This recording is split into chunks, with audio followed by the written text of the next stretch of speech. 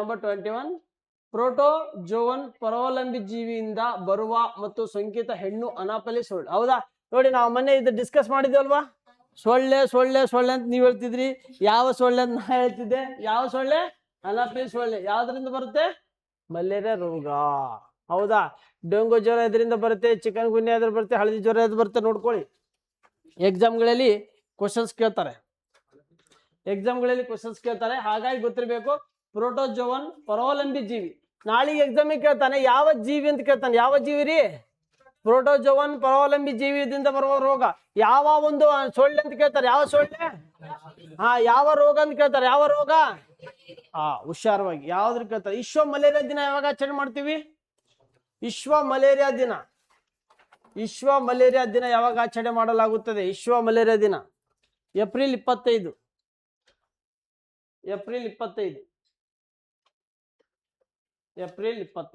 Okay, next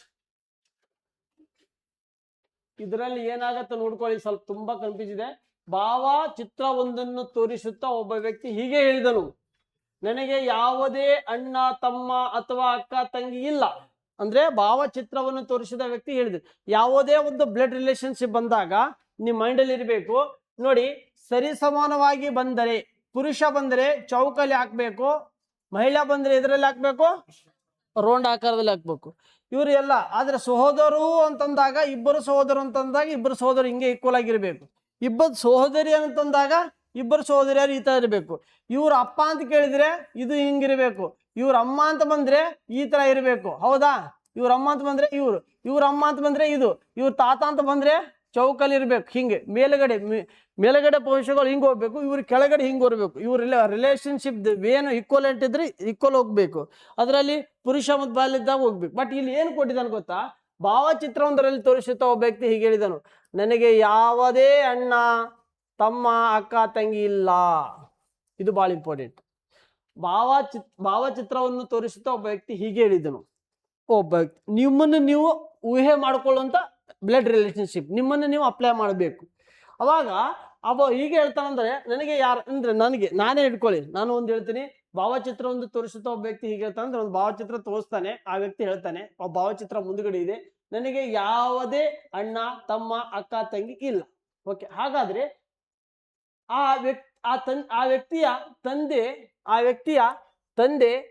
ವ್ಯಕ್ತಿಯ ತಂದೆ ಮತ್ತು ತನ್ನ ತಂದೆಯ ಮಗ. ಹಾಗಾದ್ರೆ ಆ ಭಾವಚಿತ್ರದಲ್ಲಿರೋ ಯಾರಿದಾಗಿತ್ತು ಅಂತ ಟ್ರಾನ್ಸ್ಲೇಟ್ ಮಾಡಿದ್ದಾರೆ. ಭಾವಚಿತ್ರದಲ್ಲಿರೋದು ಏನಾಗ್ಬೇಕಂತ ಇದೆ ಕ್ವಶನ್ಸ್. ಏನಿದೆ? ಸ್ವಂತ ಮಗನ ಭಾವಚಿತ್ರ. ಅದು ಅವನೇ ಅಲ್ಲ, ಸ್ವಂತ. ನೋಡಿ, ಅವನ ಮಗನ ಭಾವಚಿತ್ರ. ಅವನ ಮಗನ ಭಾವಚಿತ್ರ. ಅವನ ತಂದೆ ಭಾವಚಿತ್ರನಾ?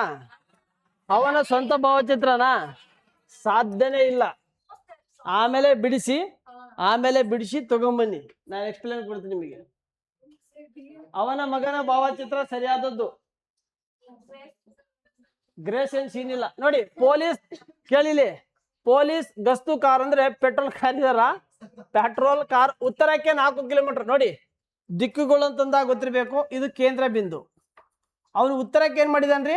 4 ಕಿಲೋಮೀಟರ್ ಹೋಗಿದ್ದಾನೆ. ಎಷ್ಟು ಕಿಲೋಮೀಟರ್ ಹೋಗಿದ್ದಾನೆ? 4 ಕಿಲೋಮೀಟರ್ ಉತ್ತರಕ್ಕೆ ಹೋಗಿದ್ದಾನೆ. 4 ಕಿಲೋಮೀಟರ್ ಚಲಿಸಿ ನಂತರ ಒಂದು ಛೇದಕದಲ್ಲಿ ಇಂಟರ್ಸೆಕ್ಷನ್ ಬಲಕ್ಕೆ ತಿರುಗಿ ಪೂರ್ವಕ್ಕೆ ಮತ್ತು 3 ಕಿಲೋಮೀಟರ್ ಚಲಿಸ್ತಾನೆ. ಇಲ್ಲಿದ್ ಏನ್ ಮಾಡ್ತಾನೆ ಅಂದ್ರೆ ಪೂರ್ವಕ್ಕೆ ಏನ್ ಮಾಡ್ತಾನೆ? 3 ಕಿಲೋಮೀಟರ್ ಏನ್ ಮಾಡ್ತಾನೆ? ಚಲಿಸ್ತಾನೆ. ಇದಕ್ಕೆ ಅಂದ್ರೆ ಇದು ದೊಡ್ಡದಿರ್ಬೇಕು, ಇದೇನಿರ್ಬೇಕು? ಸ್ವಲ್ಪ ಚಿಕ್ಕದಾಗಿರ್ಬೇಕು. ಓಕೆನಾ? ಚಿಕ್ಕದಾಗಿರ್ಬೇಕು. ಹಾಗಾದ್ರೆ ಗಸ್ತುಕಾರು ತನ್ನ ಮೂಲ ಆರಂಭಿಕ ಸ್ಥಳದಿಂದ ಎಷ್ಟು ದೂರದಲ್ಲಿ ಇದ್ದಾನೆ? ಡಿಸ್ಟೆನ್ಸ್ ಕೇಳಿದಾನೆ. ಡಿಸ್ಟೆನ್ಸ್ ಕೇಳಿದಾಗ ಇಲ್ಲಿ 3, 4 ಬಂದಾಗ ಇಲ್ಲಿ ಏನ್ ಇರ್ತೈತೆ? 5 ಇರುತ್ತೆ. ಹೆಂಗೆ ಸರ್ ಅಂತಂದಾಗ ಇದು ಎ, ಇದು ಬಿ, ಇದು ಸಿ. ಪೈಥಾಗೋರಸ್ ಪ್ರಮೇಯ ಗೊತ್ತಲ್ವಾ? ಎಕ್ಸಾಮಿಗೆ ಕೇಳಿದಾನೆ. ಸಿವಿಲ್ PS ಎಕ್ಸಾಮ್ 2014ರಲ್ಲಿ ಪೈಥಾಗೋರಸ್ ಪ್ರಮೇಯ ಅಂದ್ರೆ ಏನಂತ ಕೇಳಿದಾನೆ. ಪೈಥಾಗೋರಸ್ ಪ್ರಮೇಯ ಅಂದ್ರೆ ಏನಂತ ನೇರವಾಗಿ ಕೇಳಿದಾನೆ. ಹಾಗಾಗಿ ನೀವು AB ನಿಮಗೆ 4 ಇದೆ. ಹೌದಾ? AB ಎಷ್ಟಿದೆ? AB ಎಷ್ಟಿದೆ? 4 ಇದೆ. ಹೌದಲ್ವಾ? ಆಮೇಲೆ BC ಎಷ್ಟಿದೆ? 3 ಇದೆ. ಹೌದಲ್ವಾ? ಯಾವುದು? BC ಎಷ್ಟಿದೆ? 3 ಇದೆ. 3 ಇದೆ. ಅಂದ್ರೆ ಇಲ್ಲಿ 4 ಇದೆ, ಇಲ್ಲಿ 3 ಇದೆ. ನಿಮ್ಗೆ ಕಾಮನ್ ಆಗಿ ತಿಳ್ಕೊಬೇಕಾಗಿದ್ದು ಎಕ್ಸಾಮ್ಗಳಲ್ಲಿ ಅಂದ್ರೆ ಸ್ಕ್ವೇರ್ ಮಾಡಬೇಕು. ನೋಡಿ ಇಲ್ಲಿ ಬಿ ಸಿ ಇರ್ತಿಲ್ಲ, ಇಲ್ಲಿ ನಿಮ್ಗೆ ಎಕ್ಸಾಮ್ ಅಲ್ಲಿ ಬಿ ಸಿ ಈಗ 4 ಇದೆ, 4 ಸ್ಕ್ವೇರ್ ಆಗಿರ್ಬೋದು. ನೆಕ್ಸ್ಟ್ ಇನ್ನೊಂದು 3 ಸ್ಕ್ವೇರ್ ಆಗಿರ್ಬೋದು. 4 ಸ್ಕ್ವೇರ್ ಎಷ್ಟು 16, 3 ಸ್ಕ್ವೇರ್ ಎಷ್ಟು 9, ಎರಡು ಸೇರಿಸಿದ್ರೆ ಎಷ್ಟಾಗತ್ತೆ 25. 25 ಎಷ್ಟು ಇದ್ರದ್ರಿ 5. ಇಷ್ಟೇ ಈಜಿ, ಹೌದಲ್ವಾ? ಓಕೆ, ದಿಕ್ಕುಗಳಲ್ಲಿ ಎಷ್ಟು 5. ಇವೆಲ್ಲ ಕಾಮನ್ ಆಗಿ ಡಿಸ್ಟೆನ್ಸ್ ಕೇಳಿದ್ರೆ ಅಷ್ಟೇ, ಯಾವ ದಿಕ್ಕಿನಲ್ಲಿದೆ ಎಷ್ಟು ಡಿಗ್ರಿಯಲ್ಲಿದ್ದಾರೆ ಆರಾಮ್ ಮಾಡ್ಕೋಬಹುದು. ಡಿಸ್ಟೆನ್ಸ್ ಅಂದಾಗ ಸ್ವಲ್ಪ ಪೈಥಾಗರಸ್ ಪ್ರಮೇಯ ಯೂಸ್ ಮಾಡ್ಬೇಕು. Okay, next question number 24. ಭಾರತದ ರಾಷ್ಟ್ರಪತಿ ಹುದ್ದೆಗಳು ಚುನಾವಣೆಗೆ ಸ್ಪರ್ಧಿಸಬೇಕಾದ್ರೆ ಕನಿಷ್ಠ ವಯಸ್ಸು ಎಷ್ಟಿರಬೇಕು ಅಂತ ಕೇಳಿದಾರೆ. ಎಷ್ಟಿರ್ಬೇಕ್ರಿ 35 ವರ್ಷ. ಹಾಗಾದ್ರೆ ಭಾರತ ರಾಷ್ಟ್ರಪತಿಗಳ ಹುದ್ದೆ ಚುನಾವಣೆ ಬಗ್ಗೆ ಹೇಳುವಂತ ಸಂವಿಧಾನದ ವಿಧಿಗಳು ಎಷ್ಟು? ಚುನಾವಣೆಗೆ ಇರ್ಬೇಕು ಅರ್ಹತೆಗಳಿದೆ. ಅರ್ಹತೆಗಳು, ರಾಷ್ಟ್ರಪತಿ ಅರ್ಹತೆ ಬಗ್ಗೆ ಸಂವಿಧಾನದಲ್ಲಿ ಇರುವಂತಹ ಆರ್ಟಿಕಲ್ಸ್ ಯಾವ್ದು ಅಂತಂದಾಗ ಸಂವಿಧಾನದ 58ನೇ ವಿಧಿ. ಸಂವಿಧಾನದ 58ನೇ ವಿಧಿ ಭಾರತದ ರಾಷ್ಟ್ರಪತಿ ಚುನಾವಣೆ ಅರ್ಹತೆ ಬಗ್ಗೆ ಹೇಳುತ್ತೆ. ಫಸ್ಟ್ ಏನ್ ಹೇಳ್ತಂದ್ರೆ, ಒಬ್ಬ ಭಾರತ ದೇಶದ ರಾಷ್ಟ್ರಪತಿ ನೀನ್ ನಿಂತ್ಕೋಬೇಕಾದ್ರೆ ನಿನಗೆ 35 ವರ್ಷ ಅಲ್ಲ, ಮೊದಲು ಭಾರತೀಯ ಪ್ರಜನಾಗಿರ್ಬೇಕು. ಎದ್ರ ಪ್ರಜನಾಗಿರ್ಬೇಕು ರೀ? ಭಾರತೀಯ ಪ್ರಜನಾಗಿರ್ಬೇಕು ಫಸ್ಟ್. ಎರಡನೇದಂದ್ರೆ 35 ವರ್ಷ ಆಗಿರ್ಬೇಕು. ಏನಾಗಿರ್ಬೇಕು 35 ಇಯರ್ ಆಗಿರ್ಬೇಕು. ಮೂರನೇದಂದ್ರೆ ಯಾವುದೇ ಲಾಭದಾಯಕ ಹುದ್ದೆಯನ್ನು ಹೊಂದಿರಬಾರ್ದು. ನಾಲ್ಕನೇದು ಏನಾಗಿರ್ಬಾರ್ದು ಹುಚ್ಚುಸ್ತರ ಮೆಂಟಲ್ ತರ ಮಾಡಬಾರ್ದು, ಅಂದ್ರೆ ದಿವಾಳಿನ ಆಗಿರಬಾರದು. ಹೌದಾ? ದಿವಾಳಿನ ಆಗಿರಬಾರದು. ಓಕೆ, ಈ 4 ಇವನ್ ಇರಬೇಕು. ಭಾರತ ರಾಷ್ಟ್ರಪತಿ ಇರಬೇಕು. ಹಾಗಾಗಿ ರಾಷ್ಟ್ರಪತಿಗೆ ಸಂಬಂಧಪಟ್ಟಂತೆ ಈ 4 ಅರ್ಹತೆಗಳು ಬಹಳ ಇಂಪಾರ್ಟೆಂಟ್, ಎಕ್ಸಾಮಿಗೆ ಕೇಳ್ತಾರೆ. ಇದರಲ್ಲಿ ಪ್ರಶ್ನೆ ಯಾವ್ದಿದೆ? 35 ವರ್ಷ ವಯಸ್ಸು ಕನಿಷ್ಠವಾಗಿರ್ಬೇಕು. ಓಕೆ ನೋಡಿ, ಇಲ್ಲಿ ಇದಕ್ಕೆ ನೀವೇ ಬಿಡಿಸ್ಬೇಕು, ತುಂಬಾ ಡಿಫಿಕಲ್ಟ್ ಆಗಿದೆ. ಇದು ಅನಾಲಿಸಿಸ್ ಅಂತ ಬರುತ್ತೆ ಮೆಂಟಲ್ ಅಬಿಲಿಟಿಯಲ್ಲಿ, ತೀರ್ಮಾನ ಮತ್ತು ಹೇಳಿಕೆ. ನೋಡಿ, ಕೊಟ್ಟಿರುವ ಹೇಳಿಕೆಗಳನ್ನು ಪರಿಗಣಿಸಿ ಸರಿಯಾದ ತಾರ್ಕಿಕ ತೀರ್ಮಾನಗಳನ್ನು ಆರಿಸಿ. ಕೇಳಿ ಇಬ್ಬರನ್ನು ಲಾಟಿ ತಗೊಳ್ರಿ. ನೋಡಿ, ಇಲ್ಲಿ ಹೇಳಿಕೆಗಳು ಇದಾವೆ, ಹೇಳಿಕೆ ಇದೆ, ತೀರ್ಮಾನಗಳಿದಾವೆ, ಆಯ್ಕೆಗಳಿದಾವೆ. This is answer, key pattern. ಹೌದಾ? ಹೇಳಿಕೆ ಇದೆ, ತೀರ್ಮಾನವಿದೆ, ಆಯ್ಕೆ ಇದೆ. ಹೌದಲ್ವಾ? ಹೇಳಿಕೆ, ತೀರ್ಮಾನ, ಆಯ್ಕೆ. ಹಾಗಾದ್ರೆ ಎಲ್ಲಾ ಪೊಲೀಸ್ ಅಧಿಕಾರಿಗಳು ಧೈರ್ಯವಂತರ ಅಲ್ಲ ಅಂತ ನೀನ್ ಯಾವನು ಹೇಳ್ತಿಲ್ಲ. ಅವನು ಮೆಂಟಲ್ ಬಿಟ್ಟದು. ಹೌದಾ? ಇಲ್ಲಿ ನೋಡಿ, ಎಲ್ಲಾ ಪೊಲೀಸ್ ಅಧಿಕಾರಿಗಳು ಧೈರ್ಯವಂತರ. ಎಲ್ಲಾ ಪೊಲೀಸ್ ಅಧಿಕಾರಿಗಳು ಇವರೆಲ್ಲ ಧೈರ್ಯವಂತರು. ಹೌದಾ? ಒಂದನೇದು, ಎಲ್ಲಾ ಧೈರ್ಯವಂತ ಜನರು ಕಷ್ಟಪಟ್ಟು ಕೆಲಸ ಮಾಡುತ್ತಾರೆ. ಹೌದಾ? ಇವೆಲ್ಲ ಧೈರ್ಯವಂತ ಜನರು ಇದಾರಲ್ಲ, ಇವೆಲ್ಲ ಕಷ್ಟಪಟ್ಟು ಏನ್ ಮಾಡ್ತಾರೆ? ಕೆಲಸ ಮಾಡ್ತಾ ಇದ್ದಾರೆ. ಹೌದಾ? ಯಾಕಂದ್ರೆ ಕೆಲಸ ಮಾಡ್ಲೇಬೇಕು ಪೊಲೀಸ್ ಡಿಪಾರ್ಟ್ಮೆಂಟ್. ಹಂಗ ನೀನೇ ಮಾಡಲ್ಲ ಅಂತಂದ್ರ ಅಲ್ಲಿ ಹೆಂಗಾದ್ರೂ ಹೋಗ್ಲಿ ಹೊರಗೆ, ಇಲ್ಲಿ ಕ್ವಶನ್ಸ್ ಕಳ್ಕೊತೀಯ. ಹೌದಲ್ವಾ? ಇಲ್ಲಿ ತೀರ್ಮಾನಗಳಿದಾವೆ. ಎಲ್ಲಾ ಪೊಲೀಸ್ ಅಧಿಕಾರಿಗಳು ಕಷ್ಟಪಟ್ಟು ಕೆಲಸ ಮಾಡ್ತಿದ್ದಾರಾ? ಇದು ಕಷ್ಟಪಟ್ಟು ಪೊಲೀಸ್ ಅಧಿಕಾರಿಗಳು ಮಾಡ್ತಾ ಇದ್ದಾರಾ? ಸರಿಯಾದದ್ದು. ನೆಕ್ಸ್ಟ್, ಎಲ್ಲಾ ಕಷ್ಟಪಟ್ಟು ಕೆಲಸ ಮಾಡುವ ಜನರು ಪೊಲೀಸ್ ಅಧಿಕಾರಿಗಳಾಗಿದ್ದಾರಾ? ನೋಡಿ, ಇಲ್ಲಿ ಅರ್ಥ ಮಾಡು. ಕಷ್ಟಪಟ್ಟು ಕೆಲಸ ಮಾಡುವ ಕೆಲವು ಜನರು ಪೊಲೀಸ್ ಅಧಿಕಾರಿಗಳು ಆಗಿದ್ದಾರೆ. ರೈಟ್, ಕೆಲವು ಜನರು ಕೊಟ್ಟಿದ್ದಾರೆ. ಹಾಗಾದ್ರೆ ಏನಂದ್ರೆ ತೀರ್ಮಾನ ಇದಲ್ಲ, ತೀರ್ಮಾನ 1, 2 ಸರಿ. ಎ ಮತ್ತು ಬಿ 2 ಸರಿ. ತೀರ್ಮಾನ 1 ಸರಿ ಇದೆ, ಹೇಳಿಕೆ 1 ಸರಿ, 2 ಸರಿ ಇದೆ. ಹೌದಲ್ವಾ? ನಾನು ಆರ್ಟ್ಸ್ ಓದಿ ಬಂದಿನ ಕೊಡುವ, ನನಗೆ ಯಾಕೆ ತಿಳ್ಕೊಡ್ತು? ನಾನು ಸೈನ್ಸ್ ಬ್ಯಾಕ್ಗ್ರೌಂಡ್ ಅಲ್ಲ, ಆದ್ರೆ ಇಷ್ಟೆಲ್ಲ ಮಾಡ್ತಾ ಇದ್ದೀನಿ, ಗ್ರೇಟ್ ಅಲ್ವಾ? ಕೇಳಿ, ಇಲ್ಲಿ ಬನ್ನಿ, ಬರ್ರಿ ಇಲ್ಲಿ ಕರ್ನಾಟಕದಲ್ಲಿ ಬ್ರಿಟಿಷ್ ಆಡಳಿತಕ್ಕೆ ಇರುವುದು. ಹೌದಲ್ರಿ? ಬ್ರಿಟಿಷ್ ಆಡಳಿತಕ್ಕೆ ಇರಿದು ನಡೆದ ಕೆಲವು ಪ್ರಸಿದ್ಧ ದಂಗೆಗಳು, ಆಧುನಿಕ ದಂಗೆ ಅಂದ್ರೆ ದಂಗೆಕೋರರ ಬಗ್ಗೆ ನೀವು ಹೇಳ್ಬಹುದು. ತುಂಬಾ ಇಂಪಾರ್ಟೆಂಟ್, ಎಕ್ಸಾಮ್ ಕೇಳ್ತಾರೆ. ಹಾಗಾದ್ರೆ ಇಲ್ಲಿ ಕಿತ್ತೂರು ದಂಗೆ ಅಂತ ಕೇಳ್ತಾರೆ. ಕಿತ್ತೂರು ದಂಗೆ ನಡೆದಿದ್ದು 1824ರಲ್ಲಿ. ಹೌದಾ? 1824ರಲ್ಲಿ ಕಿತ್ತೂರು ದಂಗೆ ಆಗತ್ತೆ. ಈ ಕಿತ್ತೂರು ದಂಗೆಯ ನಾಯಕತ್ವ ಯಾರು ವಹಿಸಿದ ಅಂದ್ರೆ ಝಾನ್ಸಿ ರಾಣಿ ಲಕ್ಷ್ಮೀಬಾಯಿ ವಹಿಸಿದ್ದಾಳೆ. A 1 2 3 4 ಅಂತ ಹಾಕೊಳ್ಳಿ. ಇದಕ್ಕೆ ಯಾವ್ದ್ರಿ ಇದಕ್ಕೆ ಸರಿಯಾದದ್ದು? ಎ. ಇದಕ್ಕೆ ಯಾವ್ದು ಸರಿಯಾದದ್ದು? ಎ. ರಾಣಿ ಚೆನ್ನಮ್ಮ. ಇದು ಕಿತ್ತೂರು ರಾಣಿ ಚೆನ್ನಮ್ಮ. ಹೌದಾ? ರಾಣಿ ಚೆನ್ನಮ್ಮ, ಕಿತ್ತೂರು ರಾಣಿ ಚೆನ್ನಮ್ಮ. ನಿಮಗೆ ಕನ್ಫ್ಯೂಸ್ ಮಾಡಕ್ಕೆ ಹಂಗೆ ಕೊಟ್ಟನಷ್ಟೇ. ರಾಣಿ ಚೆನ್ನಮ್ಮ ಜಿ ಕಿತ್ತೂರು ರಾಣಿ ಚೆನ್ನಮ್ಮ, ಬೆಳಗಾವಿ ವಿಭಾಗಕ್ಕೆ ಕಿತ್ತೂರು ಬೆಳಗಾವಿ ಅಂತ ಕರಿತೀವಿ, ಕಿತ್ತೂರು ವಿಭಾಗ ಅಂತ ಕರಿತೀವಿ, ಓದ್ತಿರ್ಲಿ. ಇದು ಒಂದನೇದು. ಹೌದಾ? ಏಕಿದ್ರೆ A2 ಒಂದರಲ್ಲಿ ಎ ಇದೆಯಾ? ರೈಟ್. ಇಲ್ಲಿ ಯಾವ ತರ ಮೆಥಡ್ ಫಾಲೋ ಮಾಡ್ಬೇಕಂತ ಹೇಳ್ತೀನಿ, ಸರಿಯಾಗಿ ಕೇಳಿಸ್ಕೋಬೇಕು.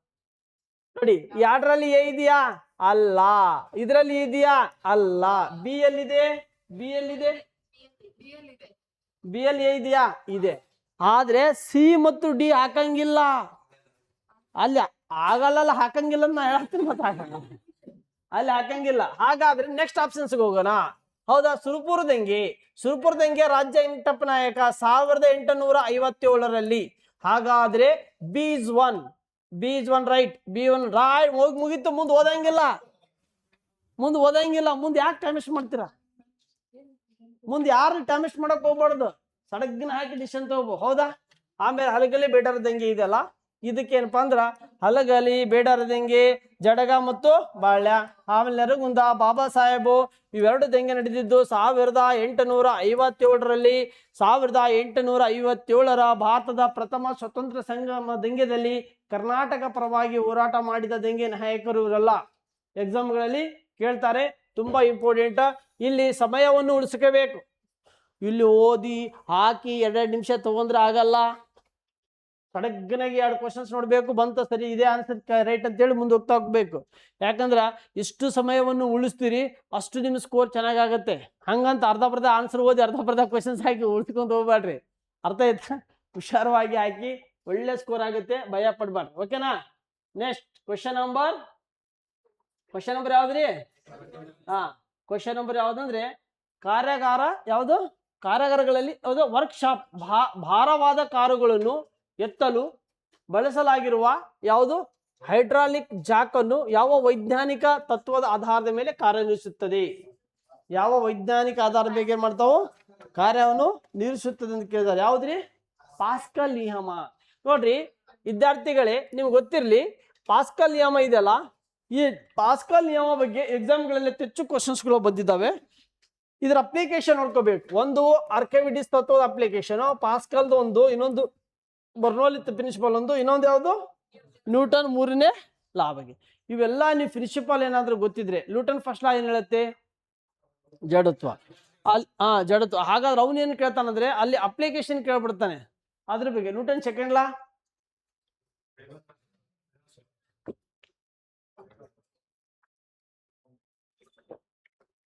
ಓಕೆ, ಇವೆಲ್ಲ ನಿಮಗೆ ಎಕ್ಸಾಮ್ಗಳಲ್ಲಿ ಕೇಳ್ತಾನೆ, ಗೊತ್ತಿರಲಿ.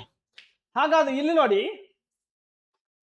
Question number 28. ಭೌಗೋಳಿಕ ವಿಸ್ತೀರ್ಣದಲ್ಲಿ ಭಾರತದ ಅತಿ ದೊಡ್ಡ ರಾಜ್ಯ ಯಾವುದು? ವಿಸ್ತೀರ್ಣದಲ್ಲಿ ಕೇಳಿದಾನೆ. ಹಾಗಾದ್ರೆ ಭಾರತದ ವಿಸ್ತೀರ್ಣ ನೋಡಿದಾಗ 32 ಇದೆ, 87 ಇದೆ, 263 ಏನಿದೆ ಚದರ್ ಕಿಲೋಮೀಟರ್ ಇದೆ. ಪ್ರಪಂಚ ವಿಸ್ತೀರ್ಣದಲ್ಲಿ ಭಾರತದ ಪಾಲು ಎಷ್ಟಿದೆ ಅಂದ್ರೆ 2.4 ಅಷ್ಟಿದೆ. ಹೆಸರು. ಹಾಗಾದ್ರೆ ವಿಸ್ತೀರ್ಣದಲ್ಲಿ ಭಾರತ ಎಷ್ಟನೇ ಸ್ಥಾನದಲ್ಲಿದೆ? 7ನೇ ಸ್ಥಾನದಲ್ಲಿದೆ. ಹಾಗಾದ್ರೆ ಮೊದಲನೇ ಸ್ಥಾನ ಯಾವುದಿದೆ? ರಷ್ಯಾ ಇದೆ. 2ನೇದು ಯಾವ್ದಿದೆ? ಕೆನಡಾ ಇದೆ. 3ನೇದು ಯಾವ್ದಿದೆ? ಚೀನಾ. 4ನೇದು ಯಾವ್ದಿದೆ? 5ನೇದು ಯಾವ್ದಿದೆ?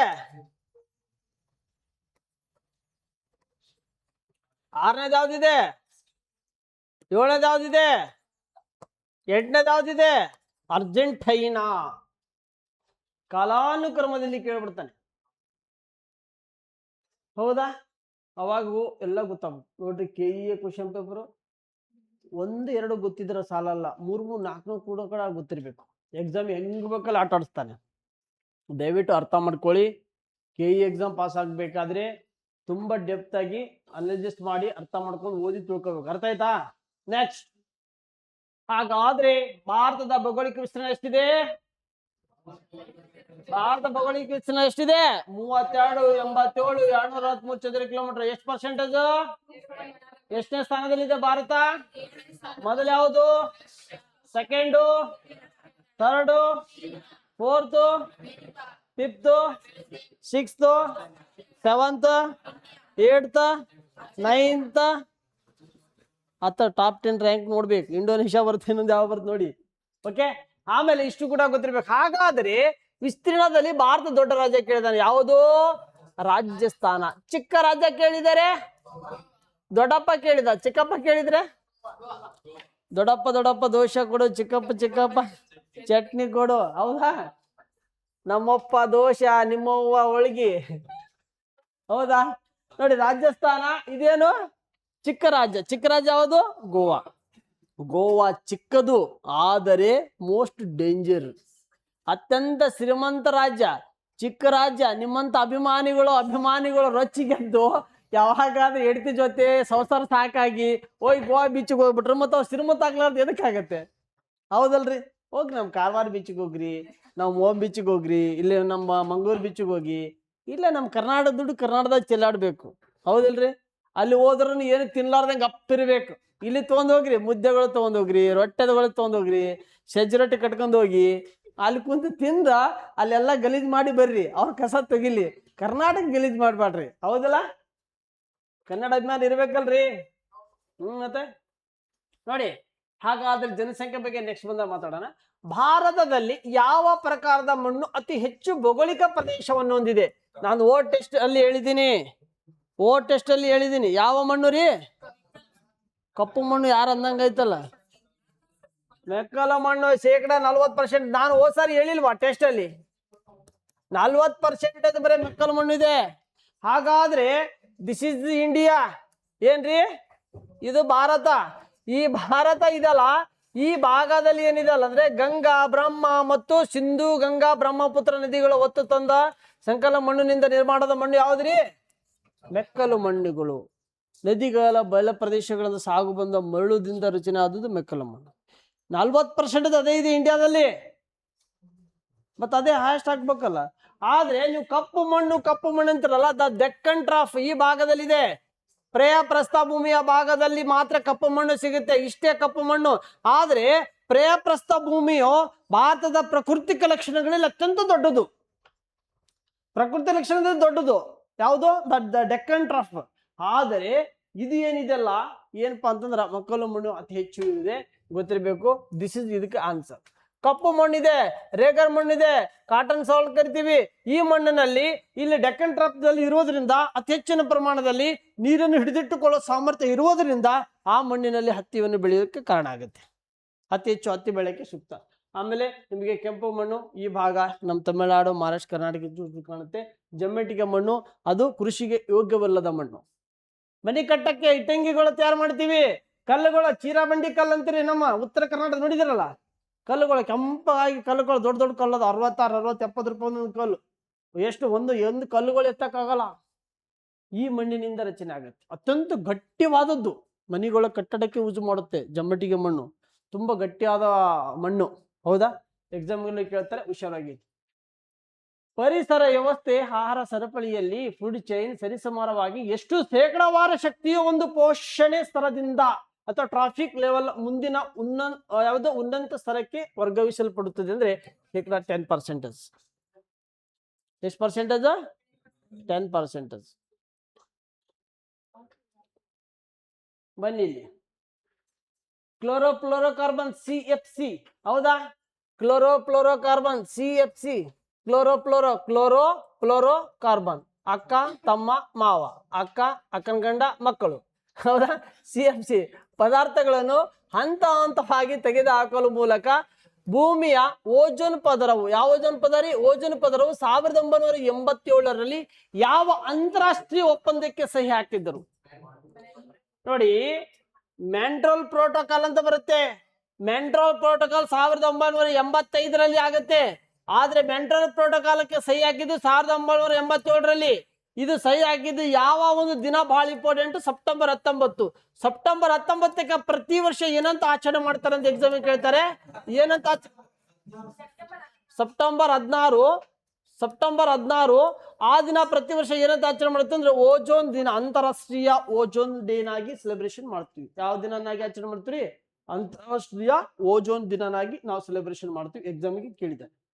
ಹಾಗಾಗಿ ನೋಡಿ, ಕ್ಲೋರೋಫ್ಲೋರೋಕಾರ್ಬನ್ ನಾವು ಏನ್ ಮಾಡ್ತೀವಿ ಅಂದ್ರೆ ಈ ಕ್ಲೋರೋಫ್ಲೋರೋ ಓಜೋನ್ ಸಂಬಂಧ ನೋಡಿ, ಓಜೋನ್ಗೋಸ್ಕರ ಅಂತಾರಾಷ್ಟ್ರೀಯ ಸಮ್ಮೇಳನಗಳು ಯಾವ್ಯಾವ ಆಗಿದ್ದಾವ ಅಂತ ಕೇಳಿದ್ದಾನೆ ಎಕ್ಸಾಮಿಗೆ, UPSC ಎಕ್ಸಾಮಿಗೆ. ಓಜೋನ್ ಕಮಿಟಿಗಳು ಯಾವ್ಯಾವ ಇದಕ್ಕೆ ಸಂಬಂಧಪಟ್ಟಂತ ಸಮ್ಮೇಳನ ಯಾವ ಆಗಿದೆ ಅಂತ ಕೇಳಿದೆ. ಒಂದನೇದ್ದು ಯಾವ್ದು? ಒಂದನೇದು ವಿಯೆಟ್ನಾಂ ಸಮ್ಮೇಳನ. ಯಾವ್ದ್ರಿ? ವಿಯೆಟ್ನಾಂ ಸಮ್ಮೇಳನ. ಯಾವಾಗ? 1985ರಲ್ಲಿ ಆಗಿದೆ ವಿಯೆಟ್ನಾಂ ಸಮ್ಮೇಳನ. ವಿಯೆಟ್ನಾಂ. ಎರಡನೇದಂದ್ರೆ ಯಾವುದು? ಮ್ಯಾಂಟ್ರಿಯಾಲ್. ಯಾವುದು? ಮ್ಯಾಂಟ್ರಿಯಾಲ್ ಪ್ರೋಟೋಕಾಲ್ 1987ರಲ್ಲಿ. ನೆಕ್ಸ್ಟ್ ನಂತರ 3 ಆಗತ್ತೆ. ಯಾವ್ದು? ಕಿಗಾಲಿ 2016. CFC ದಿಂದ ಬೇಡ ಹೈಡ್ರೋಜನಿಕ್ ಫ್ಲೋರೋಕಾರ್ಬನ್ ಯೂಸ್ ಮಾಡ್ರಿ ಅಂತ ಹೇಳ್ತೇವೆ ಈ ಒಂದು ಸಮ್ಮೇಳನದಲ್ಲಿ. ಇವೆರಡೂ ಸಮ್ಮೇಳನ 3 ಸಮ್ಮೇಳನಗಳು ಆಗಿದ್ದು ಯಾವ ಉದ್ದೇಶಕ್ಕೋಸ್ಕರ? ಓಜೋನ್ ಸಮ್ಮೇಳನಗೋಸ್ಕರ ಆಗಿದ್ದ. ಓಜೋನ್ಗೋಸ್ಕರ. ಎಕ್ಸಾಮಿಗೆ ಕೇಳಿದಾರೆ ಕಣ್ರಿ, ಇದ್ರ ಬಗ್ಗೆ ಸರ್ಚ್ ಮಾಡ್ಕೊಳ್ಳಿ, ಇನ್ಫಾರ್ಮೇಶನ್ ತಗೊಳ್ಳಿ. ಇಲ್ಲಿ ಎಲ್ಲ ಹೇಳಕ್ಕಾಗಲ್ಲ. ಒಂದು ಪ್ರೋಟೋ ಯಾವ್ದ್ರಿ? ಕೀಟೋ ಪ್ರೋಟೋಕಾಲ್ಸ್ 1997ರಲ್ಲಿ ಆಗತ್ತೆ. 1997ರಲ್ಲಿ ಆಗತ್ತೆ. ಯಾವಾಗ ಆಗತ್ತೆ? 1997ರಲ್ಲಿ ಆಗತ್ತೆ. ಈ ಯಾವ್ದಂದ್ರೆ ಕ್ಯೂಟೋ ಪ್ರೋಟೋಕಾಲ್ 1997ದಲ್ಲಿ ಆಗುವಂತ ಸಂದರ್ಭದಲ್ಲಿ ಇದು ಎದಕ್ಕಾಗತ್ತಂದ್ರೆ ಕಾರ್ಬನ್ ಸಿಂಕ್ ಗೊತ್ತಲ್ಲ, ಕಾರ್ಬನ್ ಸಿಂಕ್ಗೋಸ್ಕರ ಗ್ರೀನ್ ಹೌಸ್ ಗ್ಯಾಸಸ್ಗೋಸ್ಕರ ಆದಂತ ಸಮ್ಮೇಳನ. ಪ್ಯಾರಿಸ್ ಒಪ್ಪಂದ ಆಗತ್ತೆ. ಪ್ಯಾರಿಸ್ ಒಪ್ಪಂದ ಆಗಿದ್ದು 2015ರಲ್ಲಿ. ಈ 2015ರಲ್ಲಿ ಪ್ಯಾರಿಸ್ ಒಪ್ಪಂದ ಆಗತ್ತೆ. ಹವಾಮಾನ ಅಂದ್ರೆ ಜಾಗತಿಕ ಕ್ಲೈಮೇಟ್ ಅಂದ್ರೆ ಏನ್ರಿ? Global warming. ಜಾಗತಿಕ ಹವಾಮಾನ ಗ್ಲೋಬಲ್ ಇದಕ್ಕೆ ಇಷ್ಟು ಪರ್ಸೆಂಟೇಜ್ ಮಾಡ್ಬೇಕಂತ ಹೇಳ್ತೇವೆ ಪ್ಯಾರಿಸ್ ಒಪ್ಪಂದ. ಅರ್ಥ ಆಯ್ತಾ? ನಂತರ ಏನಾಗತ್ತಂದ್ರ ಯಾವ್ದು ನೋಡ್ರಿ? ಬಾಸೆಲ್ ಸಮಾವೇಶ ಬರುತ್ತೆ. ಈ ಬಾಸೆಲ್ ಸಮಾವೇಶ ಬರುತ್ತೆ 1992ರಲ್ಲಿ. ಈ ಸಮ್ಮೇಳನವನ್ನು ಅಧಿಕೃತವಾಗಿ ಜಾರಿಗೆ ಆಗುತ್ತೆ. ಆಗಿದ್ದು 1989ರಲ್ಲಿ ಘೋಷಣೆ ಆಗುತ್ತೆ. ಬಟ್ ಅದು ಜಾರಿಗೆ ಆಗಿದ್ದು ಇದು ಅಂತಿಮ ವರದಿ ಬಂದಿದ್ದು 1982.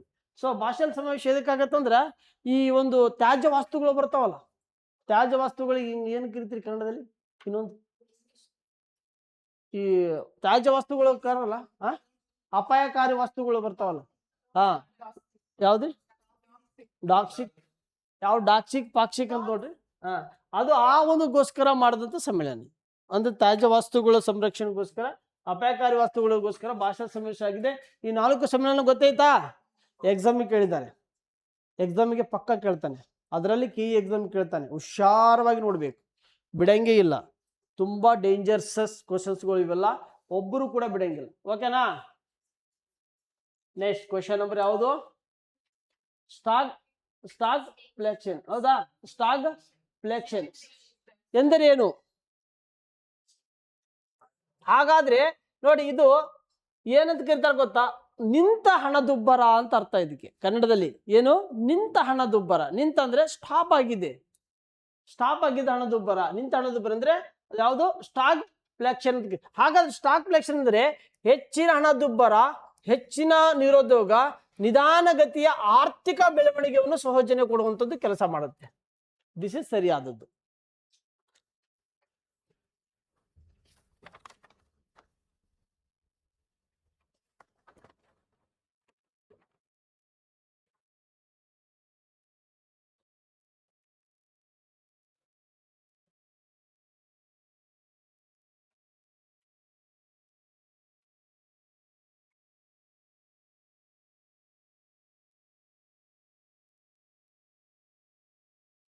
ಓಕೆನಾ?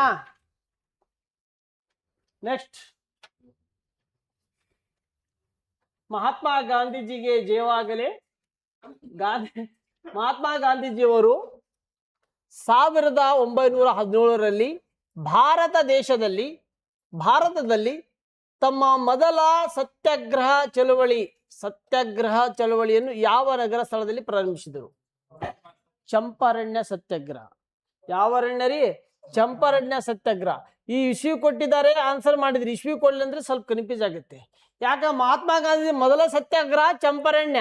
ಮಹಾತ್ಮ ಗಾಂಧೀಜಿಯ ಮೊದಲ ಉಪವಾಸ ಸತ್ಯಾಗ್ರಹ ಅಹಮದಾಬಾದ್ 1918ರಲ್ಲಿ.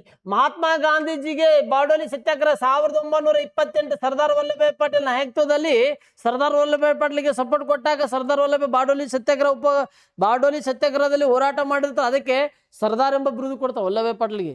ವಲ್ಲಭಾಯ್ ಪಟೇಲ್ ಅವರಿಗೆ ಸರ್ದಾರ್ ಬಿರುದು ಕೊಟ್ಟವ್ರು ಯಾರು? ಮಹಾತ್ಮ ಗಾಂಧಿ ಯಾವ ಸಂದರ್ಭದಲ್ಲಿ? ಬಾರ್ಡೋಲಿ ಸತ್ಯಾಗ್ರಹದಲ್ಲಿ. ಅದು ರೈತರಿಗೋಸ್ಕರ ಮಾಡಿದಂಥದ್ದು. ಆಮೇಲೆ ಖೇಡಾ ಸತ್ಯಾಗ್ರಹ 1918, ಖೇಡಾ ಗುಜರಾತ್ನ ಖೇಡಾ, ಬಾರ್ಡೋಲಿ ಗುಜರಾತ್, ಅಹಮದಾಬಾದ್ ಗುಜರಾತ್, ನೆಕ್ಸ್ಟ್ ಚಂಪಾರಣ್ಯ ಎಲ್ಲಿ ಬರ್ತಾ? ಬಿಹಾರ ರಾಜ್ಯದಲ್ಲಿ. ನೀಲಿ ಬೆಳೆಗಾರರಿಗೋಸ್ಕರ ಬಂದಂಥದ್ದು. ಹೌದಾ?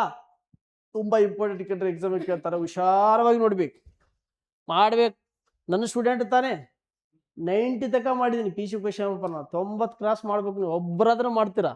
6 ತಿಂಗಳು ನನ್ನ ಕೈಯಾಗ ನೀವು ಹಿಂಗೆ ಟೆಸ್ಟ್ ಸೀರೀಸ್ ಕುಂತೀರಂದ್ರೆ 100% ನಿಮ್ಗೆ 90 ಕ್ರಾಸ್ ಮಾಡಿಸ್ತೀನಿ. ಕೆ ಇರ್ಲಿ, ಅವ್ನಿಗೆ ಬೆಕ್ಕದನ್ ಇರ್ಲಿ, ಆರಾಮಾಗತ್ತೆ. ಭಯ ಪಡ್ಬಾಡ್ರಿ, ಸೀರಿಯಸ್ ಓದಿ. ಎಲ್ಲಿ ಮಾರ್ಕ್ಸ್ ಹೋಗ್ತಾ ಇದೆ ಆ ಏರಿಯಾ ಕವರ್ ಮಾಡಿ. ನೀವು ಹುಚ್ಚುಸ್ತರ ಮಾಡ್ಕೊಂಡ್ ಕುಂತ್ರೆ ಇಲ್ಲೆಲ್ಲ ಬೇರೆ ಲೈಬ್ರರಿಯಲ್ಲಿ ಓದ್ತಾ ಇದಾರೆ, ಅವನ್ನ 10 ವರ್ಷ ಕುಂತ್ರು ಓದ್ತಾ ಇರ್ತಾನೆ. ಅದನ್ನ ಬೇಕಾಗಿಲ್ಲ.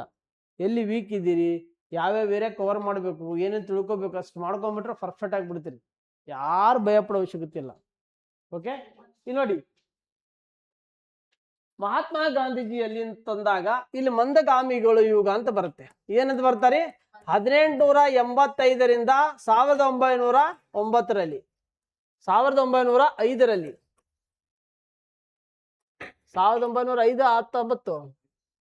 1905ರಲ್ಲಿ ತೀವ್ರಗಾಮಿ ಯೋಗ 1905ರಿಂದ 1919ರಲ್ಲಿ.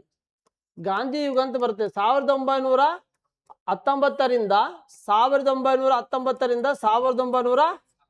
1947ರವರೆಗೆ. ಇಷ್ಟು ಯಾರು ಚೆನ್ನಾಗಿ ಓದ್ತೀರಿ ಮತ್ತು ಯಾರು ಕ್ರಾಂತಿಕಾರಿ, ಇದರ ಬಗ್ಗೆ ಕ್ರಾಂತಿಕಾರಿ ಯಾರು ಓದ್ತೀರಿ, ಪಕ್ಕ ಎಕ್ಸಾಮಿಗೆ ನೀವು 1 ಮಾರ್ಕ್ಸ್ ಪಕ್ಕ ತಗೋತೀರಿ.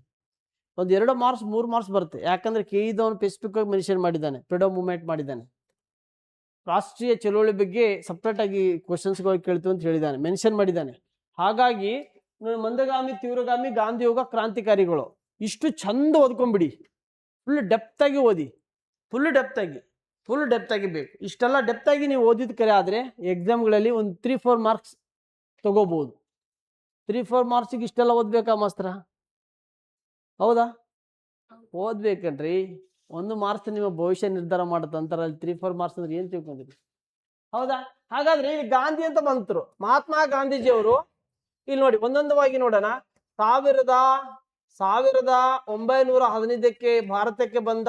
1914 ಗುಜರಾತ್ನಲ್ಲಿ ಸಬರಮತಿ ಆಶ್ರಮ ಸ್ಥಾಪನೆ ಮಾಡಿದ. 1917ರಲ್ಲಿ ಚಂಪಾರಣ್ಯ ಸತ್ಯಾಗ್ರಹ ಮಾಡಿದ. 1918ರಲ್ಲಿ ಅಹಮದಾಬಾದ್ ಗಿರಣಿ. 1918ರಲ್ಲಿ ಖೇಡಾ ಸತ್ಯಾಗ್ರಹ. 1919 ರೌಲತ್ ಕಾಯ್ದೆ. 1919 ಜಲಿಯನ್ ವಾಲಾ ಬಾಗು. 1920 ಅಸಹಕಾರ ಮೂವ್ಮೆಂಟು. 1922 ಚೋರಿ ಚೋರ ಘಟನೆ. 1923 ಏನು ಸ್ವರಾಜ್ಯ ಯಾವುದು? 1924 ಬೆಳಗಾವಿ ಕಾಂಗ್ರೆಸ್ ಅಧಿವೇಶನೆ. 1925 ಕಾಕೂರ್ ರೈಲ್ವೆ ದುರಂತ. 1927 ಸೈಮನ್ ಆಯೋಗ. 1928 ಯಾವುದು ಲಾಹೋರ್ ಅಧಿವೇಶನೆ. ನೆಹರು ವರದಿ. 1929ರಲ್ಲಿ ಲಾಹೋರ್ ಕಾಂಗ್ರೆಸ್ ಅಧಿವೇಶನ. 1930 1ನೇ ದುಂಡು ಮೇಜಿನ ಪರಿಷತ್ತು. 1931 2ನೇ ದುಂಡು ಮೇಜಿನ ಪರಿಷತ್ತು. 1932 2ನೇ ದುಂಡು ಮೇಜಿನ ಪರಿಷತ್ತು. 1930ರಲ್ಲಿ ದಂಡಿ ಉಪ್ಪಿನ ಸತ್ಯಾಗ್ರಹ.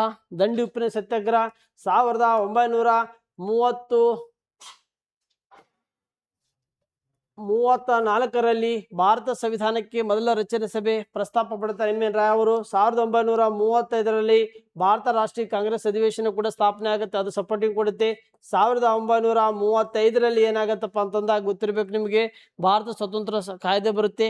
1937ರಲ್ಲಿ ಸ್ವರಾಜ್ಯ ಬಿಲ್ ಆಗುತ್ತೆ. 1930 ಪ್ರತ್ಯೇಕ ಚುನಾವಣೆ ಆಗುತ್ತೆ, ಭಾಳ ಇಂಪಾರ್ಟೆಂಟ್, ಅದು ಕೇಳ್ತಾರೆ. 1940ರಲ್ಲಿ ಆಗಸ್ಟ್ ಕೊಡುಗೆ ಬರುತ್ತೆ. 1942ರಲ್ಲಿ ಕ್ರಿಪ್ಸ್ ಮೂವ್ಮೆಂಟ್. 1942ರಲ್ಲಿ ಏನು ಬರುತ್ತೆ? ಭಾರತ ಬಿಟ್ಟ ತೊಳಗಿ. 1945ರಲ್ಲಿ 1944ರಲ್ಲಿ ರಾಜಾಜಿ ಸೂತ್ರ, ರಾಜ ಗೋಪಾಲ್ ಏನಿದಾರಲ್ಲ ರಾಜಾಜಿ ಸೂತ್ರ. ಗೋಪಾಲ್ಚಾರ್ಯ ಸೂತ್ರ.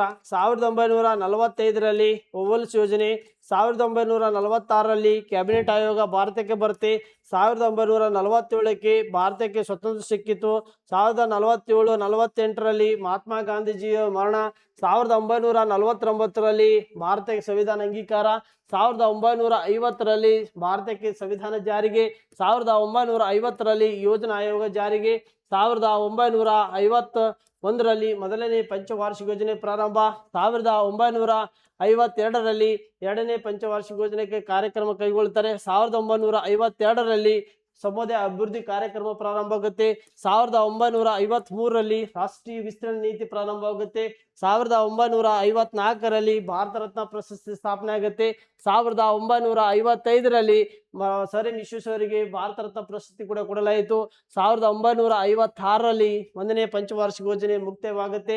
1957ರಲ್ಲಿ ಬಲವಂತರಾಯ ಮೆಹ್ತಾ ಕಮಿಟಿ ಬರುತ್ತೆ, 1958ರಲ್ಲಿ ಏನಾಗತ್ತಪ್ಪ ಅಂದ್ರ ಈ ಬಲವಂತರಾಯ ಮೆಹ್ತಾ ಕಮಿಟಿ ಸರ್ಕಾರಕ್ಕೆ ವರದಿ ಕೊಡುತ್ತೆ, 1960ರಲ್ಲಿ ಏನಾಗತ್ತಪ್ಪ ಇಂಪಾರ್ಟೆಂಟ್ ಅಂದ್ರ ಸಿಂಧೂ ನದಿ ಒಪ್ಪಂದವಾಗುತ್ತೆ, ಭಾಳ ಇಂಪಾರ್ಟೆಂಟು.